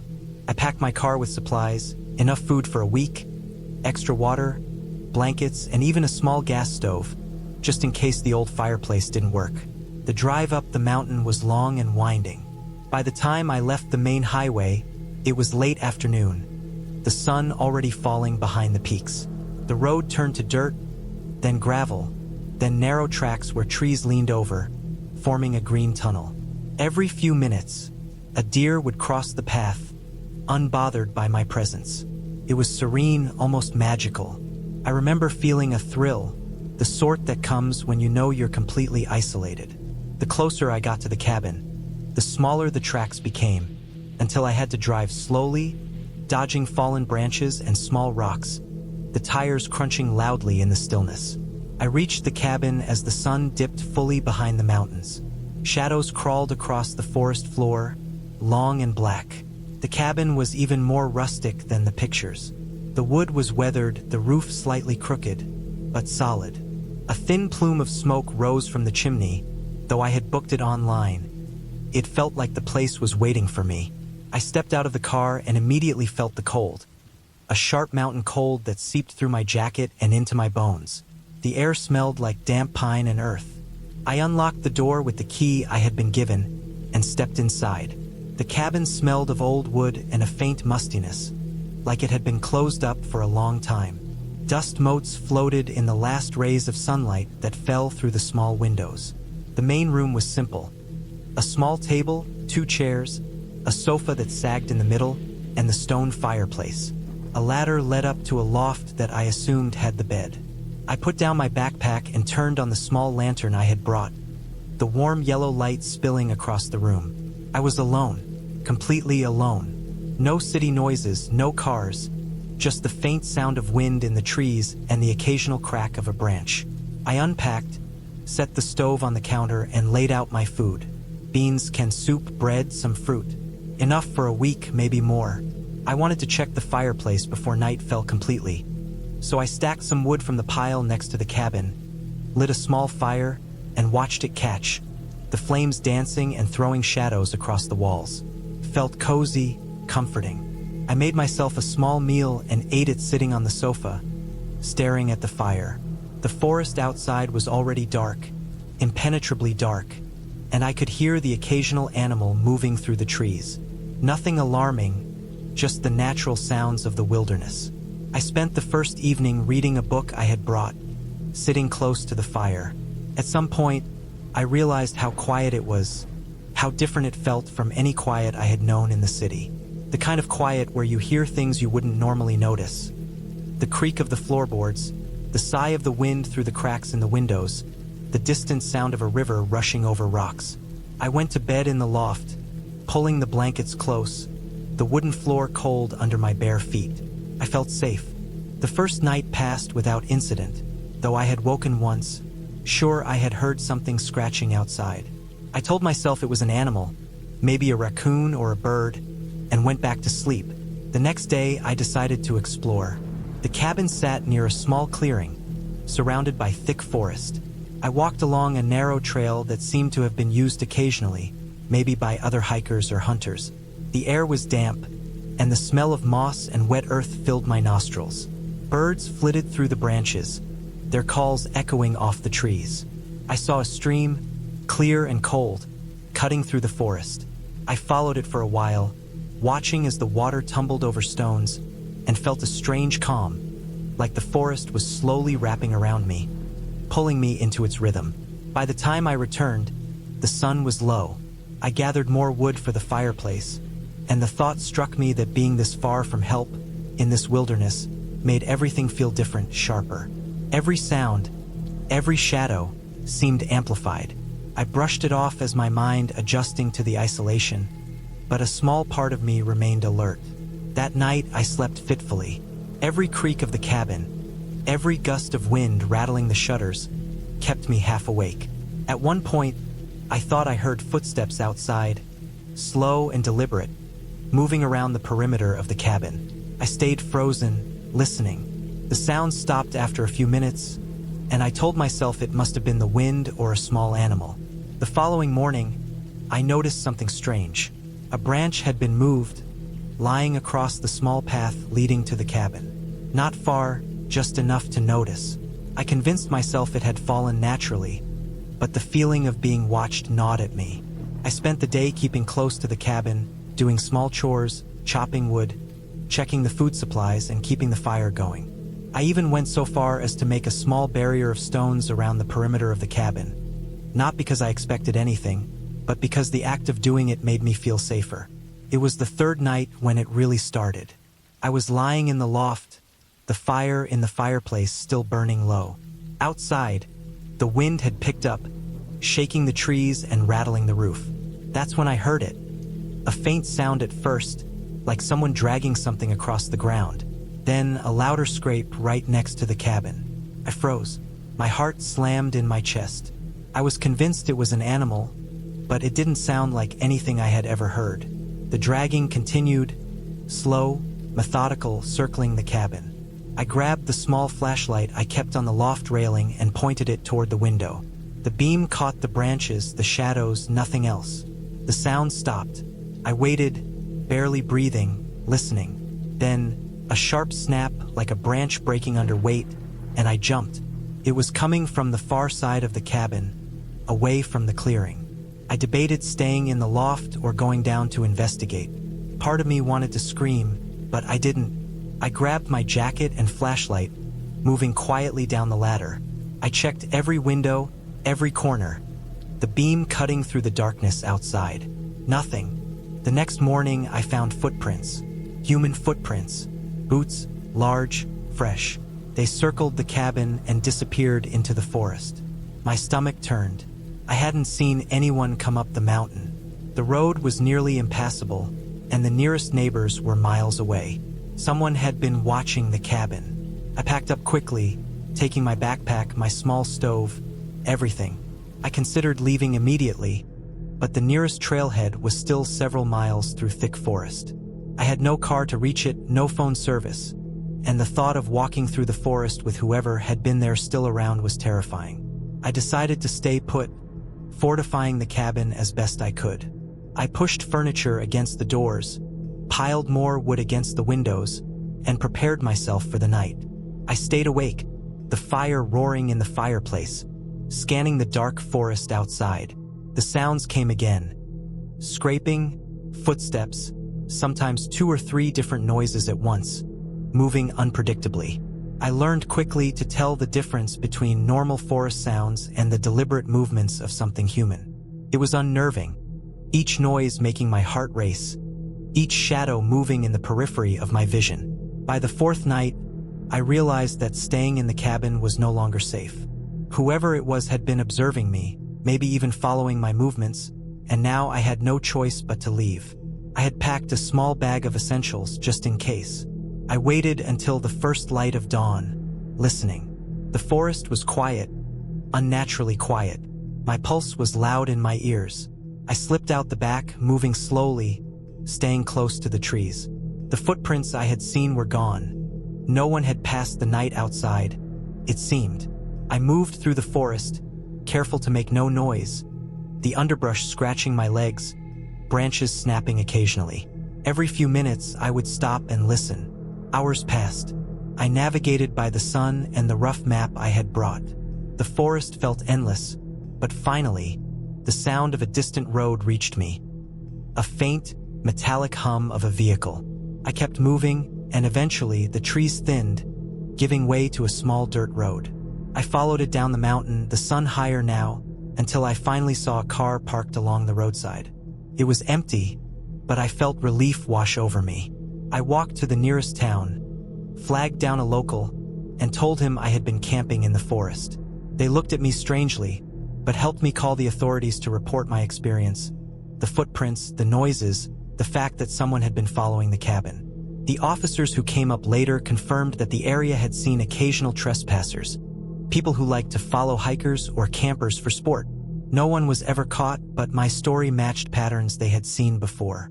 I returned home exhausted, shaken, but alive. The experience haunted me for months. The sense of being watched, the feeling of isolation, the total control someone else had tried to assert over me. But it also gave me a clarity I hadn't felt before. I realized I could survive alone in extreme situations. I had trusted my instincts, moved cautiously, and stayed calm under terror. Months later, I went back to the cabin.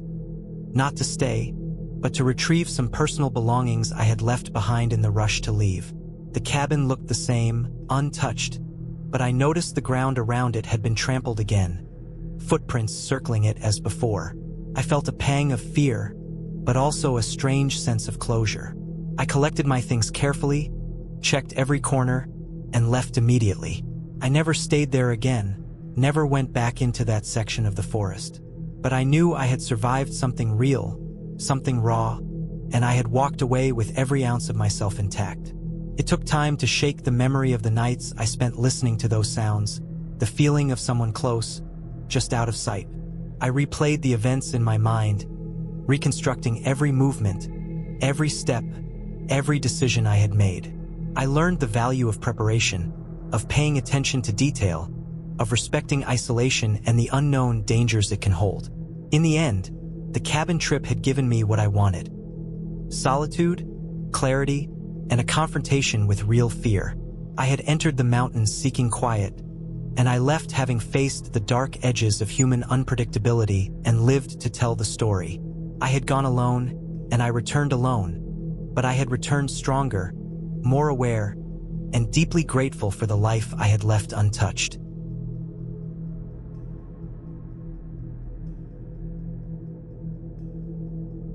I had been planning the trip for months. I wanted a place far away from everything. No city noise, no people, no distractions. My job had been stressful lately, and the thought of spending a week alone in a cabin tucked deep in the forest was the kind of escape I needed. The cabin itself was tiny, about 20 minutes off the main dirt road, located in a small valley surrounded by dense pine trees.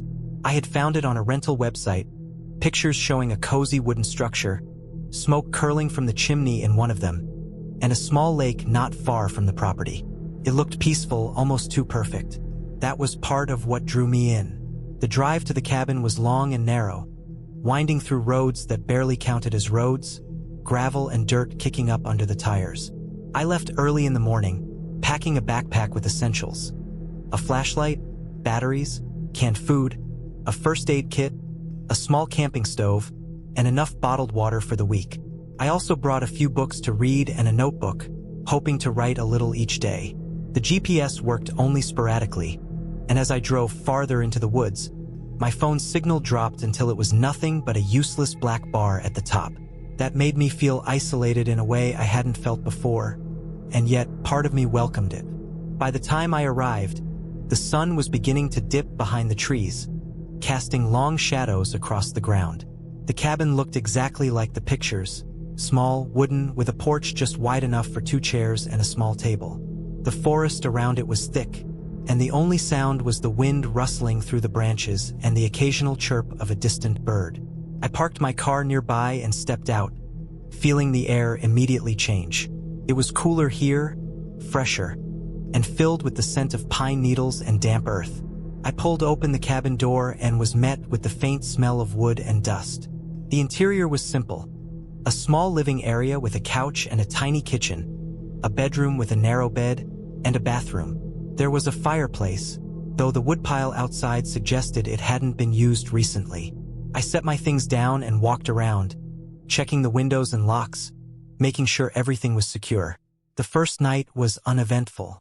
I lit a small fire in the fireplace, though it smoked more than it burned, and I ate a simple dinner of canned soup heated on the stove. The darkness outside was complete. There were no streetlights, no passing cars, no faint glow from nearby houses, just blackness and the sound of the forest.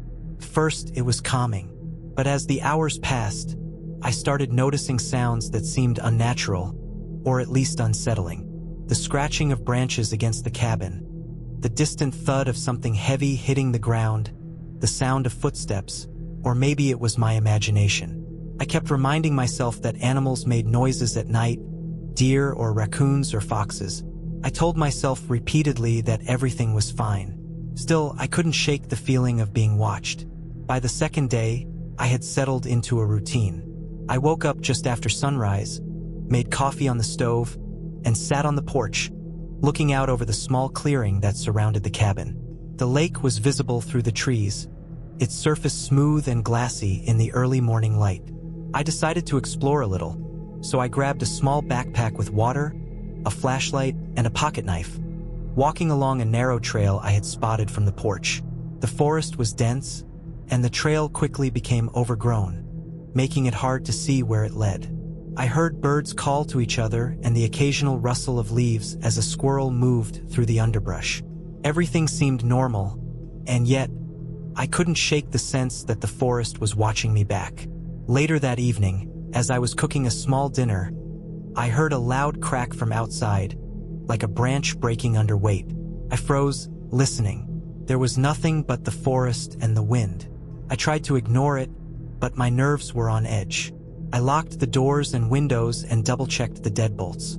The forest, which had felt so serene in daylight, suddenly seemed ominous.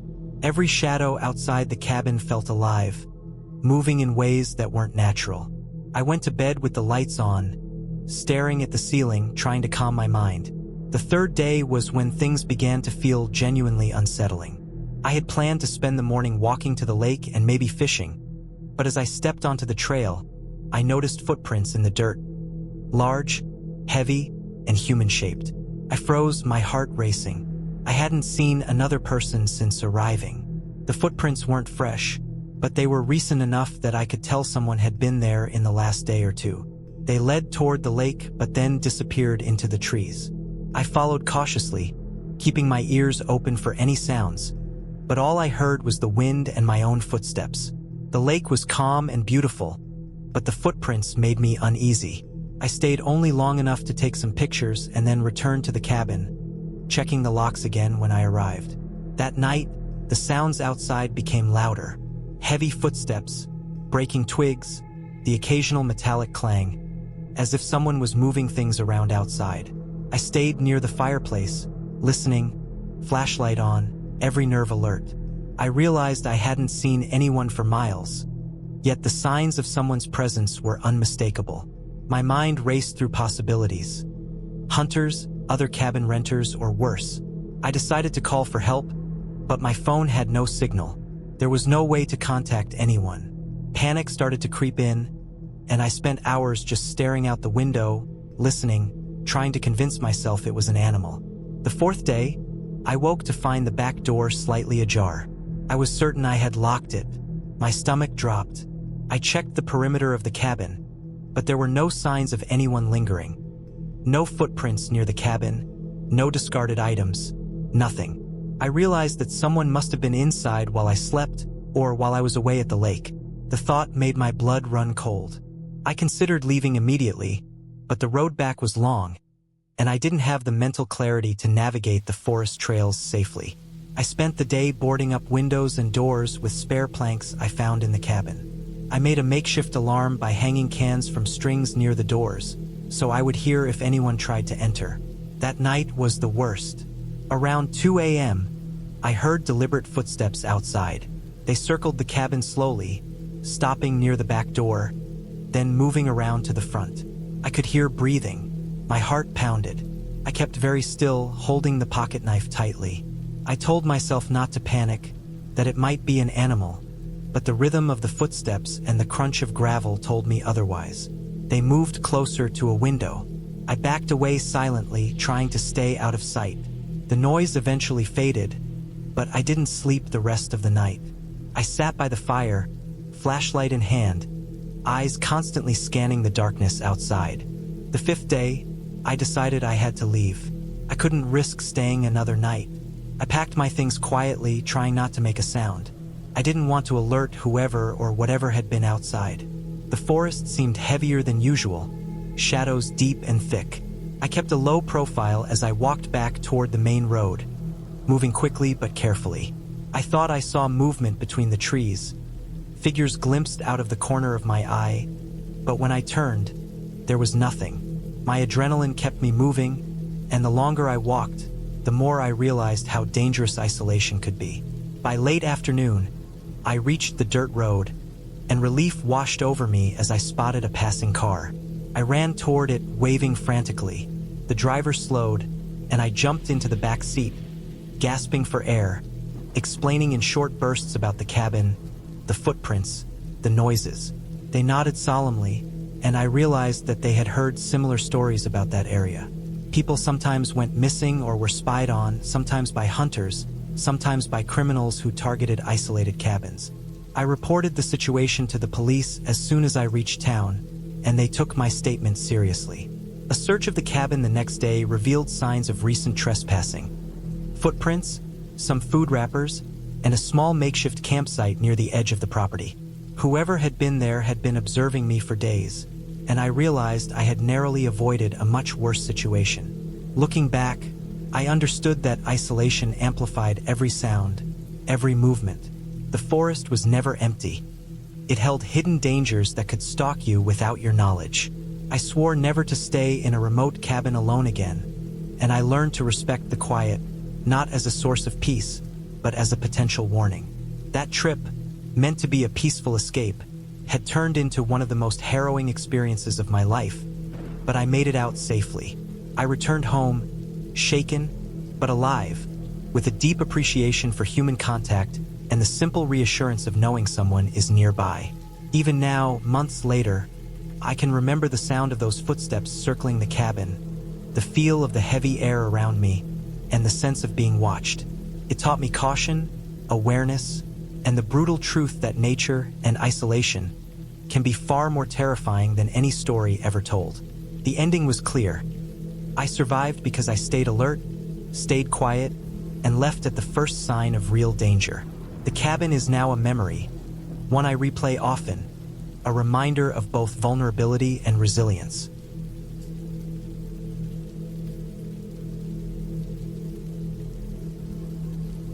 I had always been drawn to the quiet of the forest. The noise of the city, the endless hum of traffic and people, had worn me down over the years, leaving me restless and anxious. I wanted a break, a real escape, somewhere isolated where I could be completely alone and just exist with nothing but the trees, the wind, and the cold. That's why, when I found the listing for the small cabin deep in the woods, I jumped at the chance. The photos showed a modest wooden structure, sturdy and well-kept, surrounded by tall pines and a small clearing. It had electricity, a small kitchen, a bathroom, and even a wood stove. The idea of spending a week there, entirely off-grid, was both thrilling and intimidating. I drove for hours, leaving the city behind and watching the landscape change from concrete to green hills and forests. The road narrowed until it was barely more than a dirt track, twisting through the trees. I kept checking the GPS, but at some point, the signal disappeared completely. I didn't mind. The isolation was exactly what I wanted. When I finally reached the small clearing where the cabin stood, I parked and took a deep breath.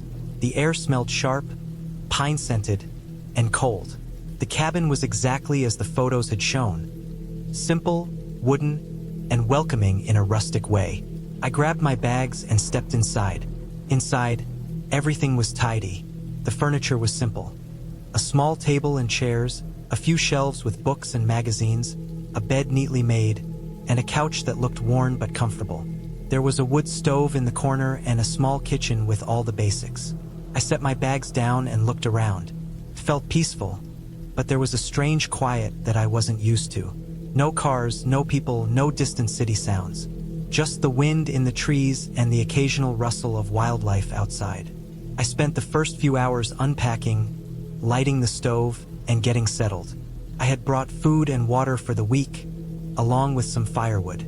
The cabin had a small bathroom and running water, but no internet and very weak cell service. That was fine. I wanted the solitude, the silence, the break from everything. I made a small dinner, a simple pasta meal, and ate while sitting by the window. The sun was setting, and the forest outside turned a deep, dark green, shadows stretching across the clearing. That first night, I slept surprisingly well.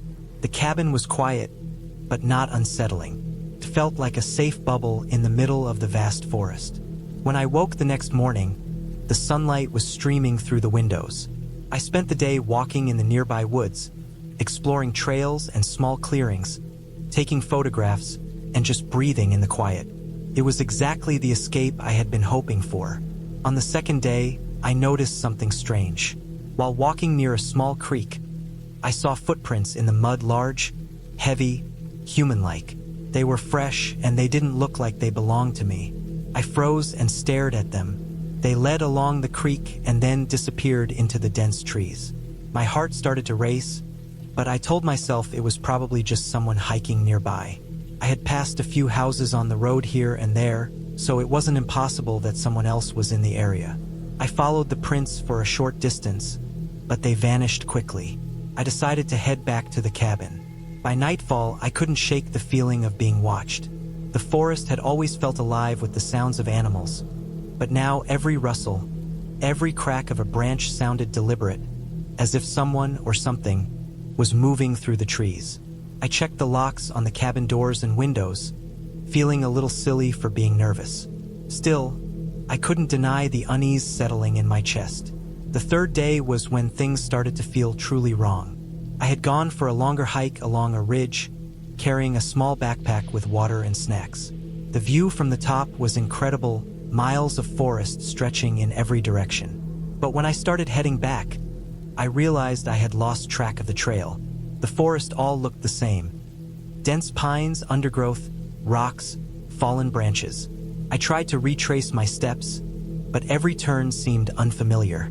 Panic started to creep in. The sun was dipping lower, and I knew I needed to get back to the cabin before it got dark. I remembered the creek near the cabin and tried to head in that direction, hoping to find a landmark. After what felt like an eternity, I spotted it, the familiar bend in the water.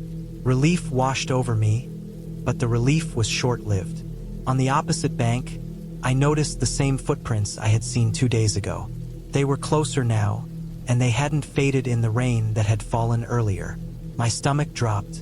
Someone had been walking near the cabin while I was out hiking, and now I could see the evidence again. I hurried back to the cabin, my nerves fraying.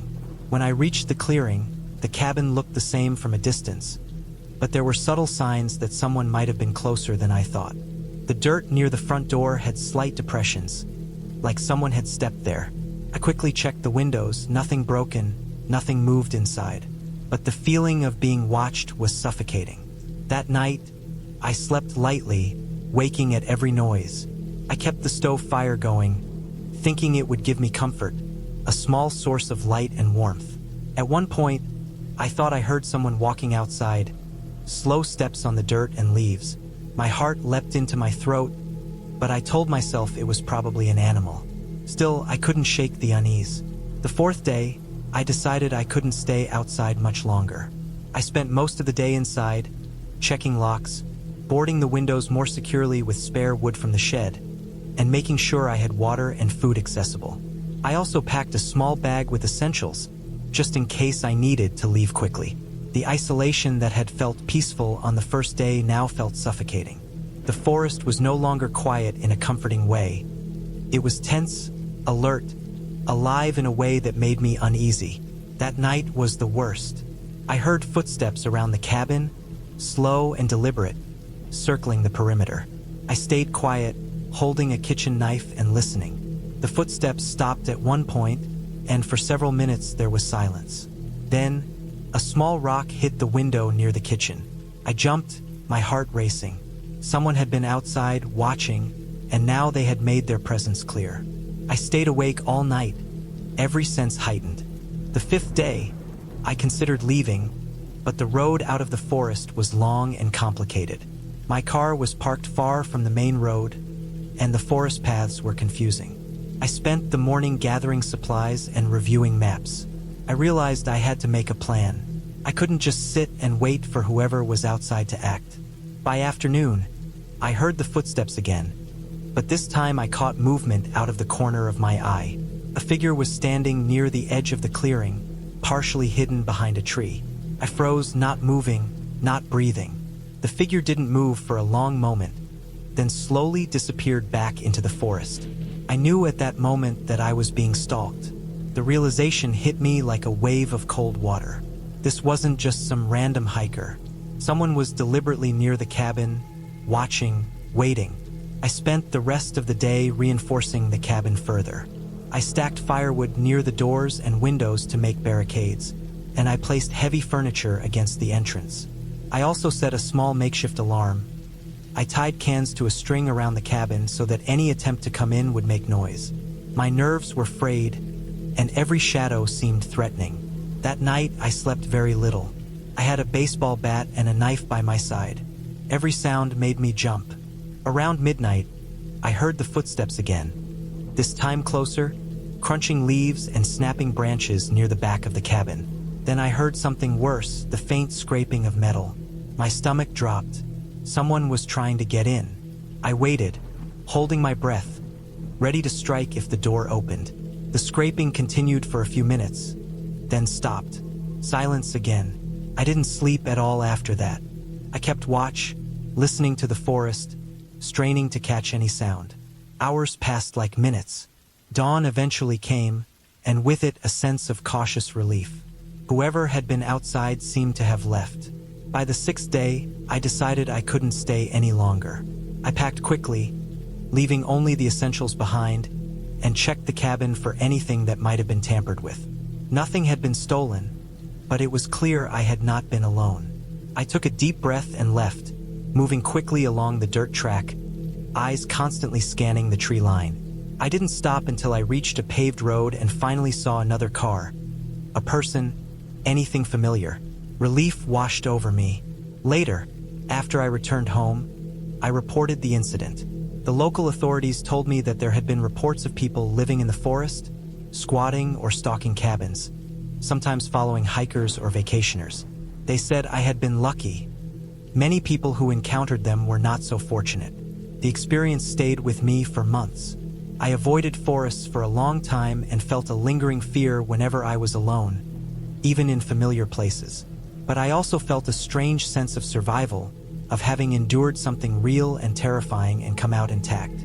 It was a lesson in caution and awareness, and a reminder that the wilderness, while beautiful and peaceful, could hide dangers that were very human. There were no ghosts, no fairy tales, just real people capable of harm, watching, waiting, and taking advantage of isolation. And surviving that made me respect the quiet of the forest even more, but also respect the need to be vigilant, prepared, and aware.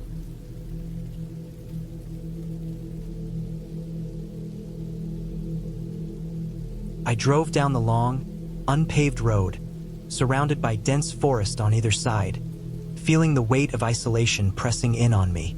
The trees stretched high and close together, blocking most of the late afternoon light and turning the narrow path into a tunnel of shadows. The gravel crunched under my tires in a slow, monotonous rhythm, and every time I hit a bump, my stomach sank a little.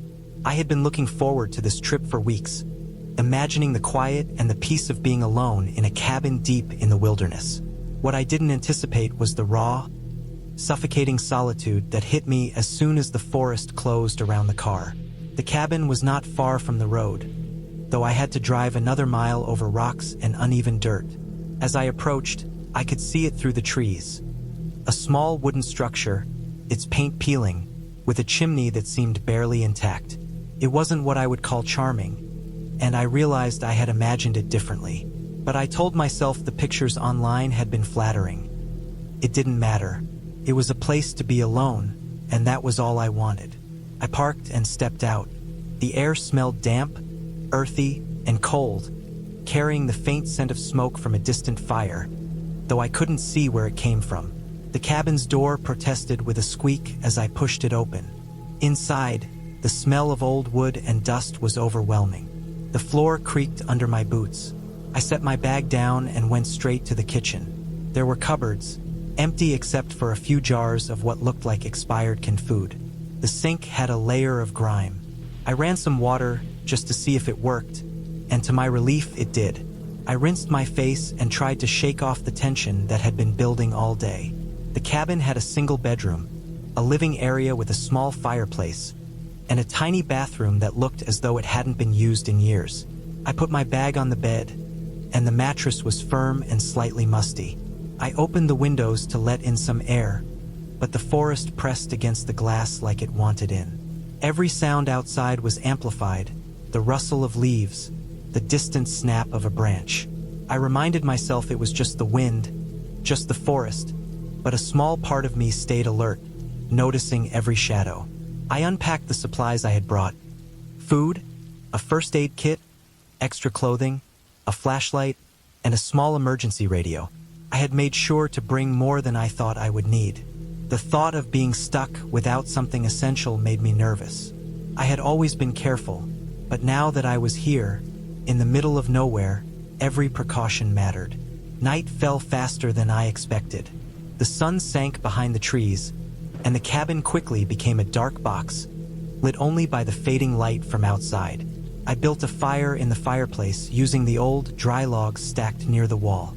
The flames cast flickering shadows, and for a moment, the shadows danced so vividly that it felt like the walls themselves were alive. I reminded myself it was just the fire. Just the fire. I ate a simple dinner. Canned beans heated over the fire, some bread I had brought. It wasn't much, but it filled the silence. Afterward, I sat in a chair near the fireplace, listening to the noises outside. A branch cracked sharply, then the wind whispered through the trees, dragging leaves against the window. My pulse quickened, though I knew there was nothing threatening. Yet the feeling of being watched persisted. It wasn't a ghost, it wasn't anything fantastical. It was just the raw awareness of being alone, isolated, in a place where help would take hours to arrive. Sleep came slowly. I tried to ignore the creaks of the cabin, the occasional rustle from the forest, the faint shifting of the old floorboards. At some point, I fell into a fitful sleep, waking several times to strange noises. The first time I woke, it was a sharp thud from outside, like something heavy had hit the side of the cabin. I stayed still for several minutes, holding my breath, straining to hear. There was nothing afterward, just the wind. I told myself I had imagined it, but the doubt lingered. The next day, I decided to explore the area, despite a lingering unease. The forest was thick and uneven. I followed a narrow trail that wound along a small creek. The water ran cold and clear, the sound strangely comforting. But every few minutes, I thought I heard something moving just beyond the trail in the trees. No animals I knew, maybe deer, maybe a raccoon, but the movements felt deliberate, careful, too measured for an animal. My skin crawled. I returned to the cabin before sunset, trying to calm myself. The fire again provided a measure of comfort, and I prepared another simple meal. I inspected the cabin more thoroughly this time. The locks on the doors were old and weak. The windows could be opened easily. I felt exposed in a way I hadn't considered before. Alone, in the forest, anything could happen, and there was no one to hear me scream. That night, the noises were louder, more persistent. There were snaps, shuffles, and once, the sound of something scraping against the cabin walls. I didn't see anything, but I could feel the presence, something moving out there, just beyond the reach of the firelight. My rational mind kept repeating that it was probably an animal, a raccoon or a bear maybe, but I knew bears usually avoided humans.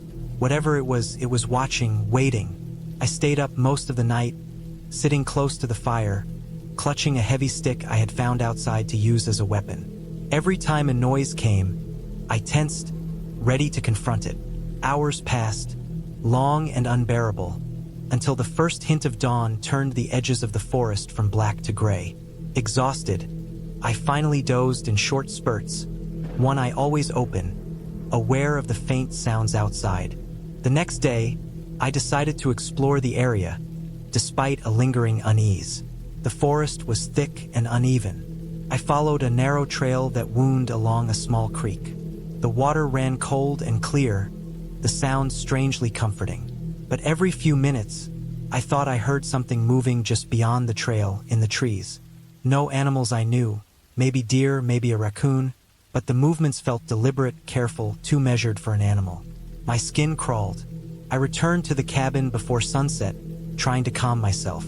The fire again provided a measure of comfort, and I prepared another simple meal. I inspected the cabin more thoroughly this time. The locks on the doors were old and weak. The windows could be opened easily. I felt exposed in a way I hadn't considered before.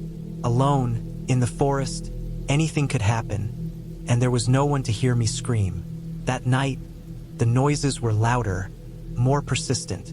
There were snaps, shuffles, and once, the sound of something scraping against the cabin walls. I didn't see anything, but I could feel the presence, something moving out there, just beyond the reach of the firelight. My rational mind kept repeating that it was probably an animal, a raccoon or a bear maybe, but I knew bears usually avoided humans. Whatever it was watching, waiting. I stayed up most of the night, sitting close to the fire, clutching a heavy stick I had found outside to use as a weapon. Every time a noise came, I tensed, ready to confront it. Hours passed, long and unbearable, until the first hint of dawn turned the edges of the forest from black to gray. Exhausted, I finally dozed in short spurts, one eye always open, aware of the faint sounds outside. The next day, I considered leaving. The isolation, the constant feeling of being watched was too much. But the road was treacherous in daylight, rocky and uneven, and I worried about damaging my car if I hurried down it. I decided to wait until late morning when visibility would be better. I spent the time inspecting the cabin's surroundings, looking for signs of animals, tracks, anything that might explain the noises. I found nothing obvious. The ground was soft from recent rain, but there were no footprints beyond the normal animal tracks, nothing that indicated a human presence. By the third night, the tension had reached a breaking point. The noises were louder, closer. I felt like the forest was pressing in, like the shadows were alive and tracking me. I realized that no matter what I told myself, fear had a physical grip on me. My pulse ran fast, my hands shook, and every small sound made me jump. I spent the night in the corner of the cabin, the stick clutched tightly, listening to the wind, the branches, the unidentifiable scraping outside. It was in the early hours, when exhaustion had nearly taken me over, that I saw it clearly. Not a ghost, not a fantasy, but something real. A man, crouched near the edge of the clearing, watching the cabin. His clothes were dark, blending with the shadows, and he moved slowly, deliberately. I froze, my body trembling. My mind raced with questions. How long had he been there? How had I not seen him before? And why was he watching me? I remembered the car keys in my pocket, the phone I had left on the table. I had reception, barely, and could try to call someone, but I realized if he saw me moving, he might approach. I waited, quiet, heart hammering. Slowly, as the first light of dawn crept into the clearing, he moved back into the forest, disappearing from sight. I knew I couldn't wait any longer. I packed quickly, leaving nothing behind. The forest felt alive around me, the trees closing in, but I kept my focus on the path ahead. Every sound made me flinch, but I pressed on, walking faster, then jogging, until I reached the car. I got in, locked the doors, and drove off slowly at first, then faster, my eyes scanning the edges of the forest. Every so often, I thought I saw him again, watching from a distance, but I didn't stop. I didn't look back. By the time I reached a paved road and civilization, the tension began to ease slightly. I parked at a small gas station, heart still racing, and called the local authorities to report what I had seen. They took the report seriously, noting the area had some history of transient campers and break-ins, though no recent incidents had been recorded. I stayed in a motel that night, unable to return to the cabin. My sense of relief tempered by the knowledge of how close I had come to being trapped in the forest with someone who had watched me silently for hours. It took weeks before I could think of the cabin without shivering. I realized how dangerous isolation could be, not because of supernatural threats, but because of the simple fact that being alone with no immediate help can turn any encounter into a life-or-death situation. I never returned to that area. I kept the memory with me as a warning. Wilderness can be beautiful and peaceful, but it can also be dangerous, and the smallest threat can become terrifying when you are truly alone. Even now, months later, I still wake up sometimes, hearing a snap or a rustle in the dark, remembering the man crouched just beyond the cabin's clearing. But I also remember the steps I took to survive, how I stayed calm enough to pack, to leave, to reach safety. That clarity, that preparedness is what kept me alive, and it taught me a lesson I would never forget. Fear is real and danger is real, but so is the ability to act, to survive, and to come out on the other side.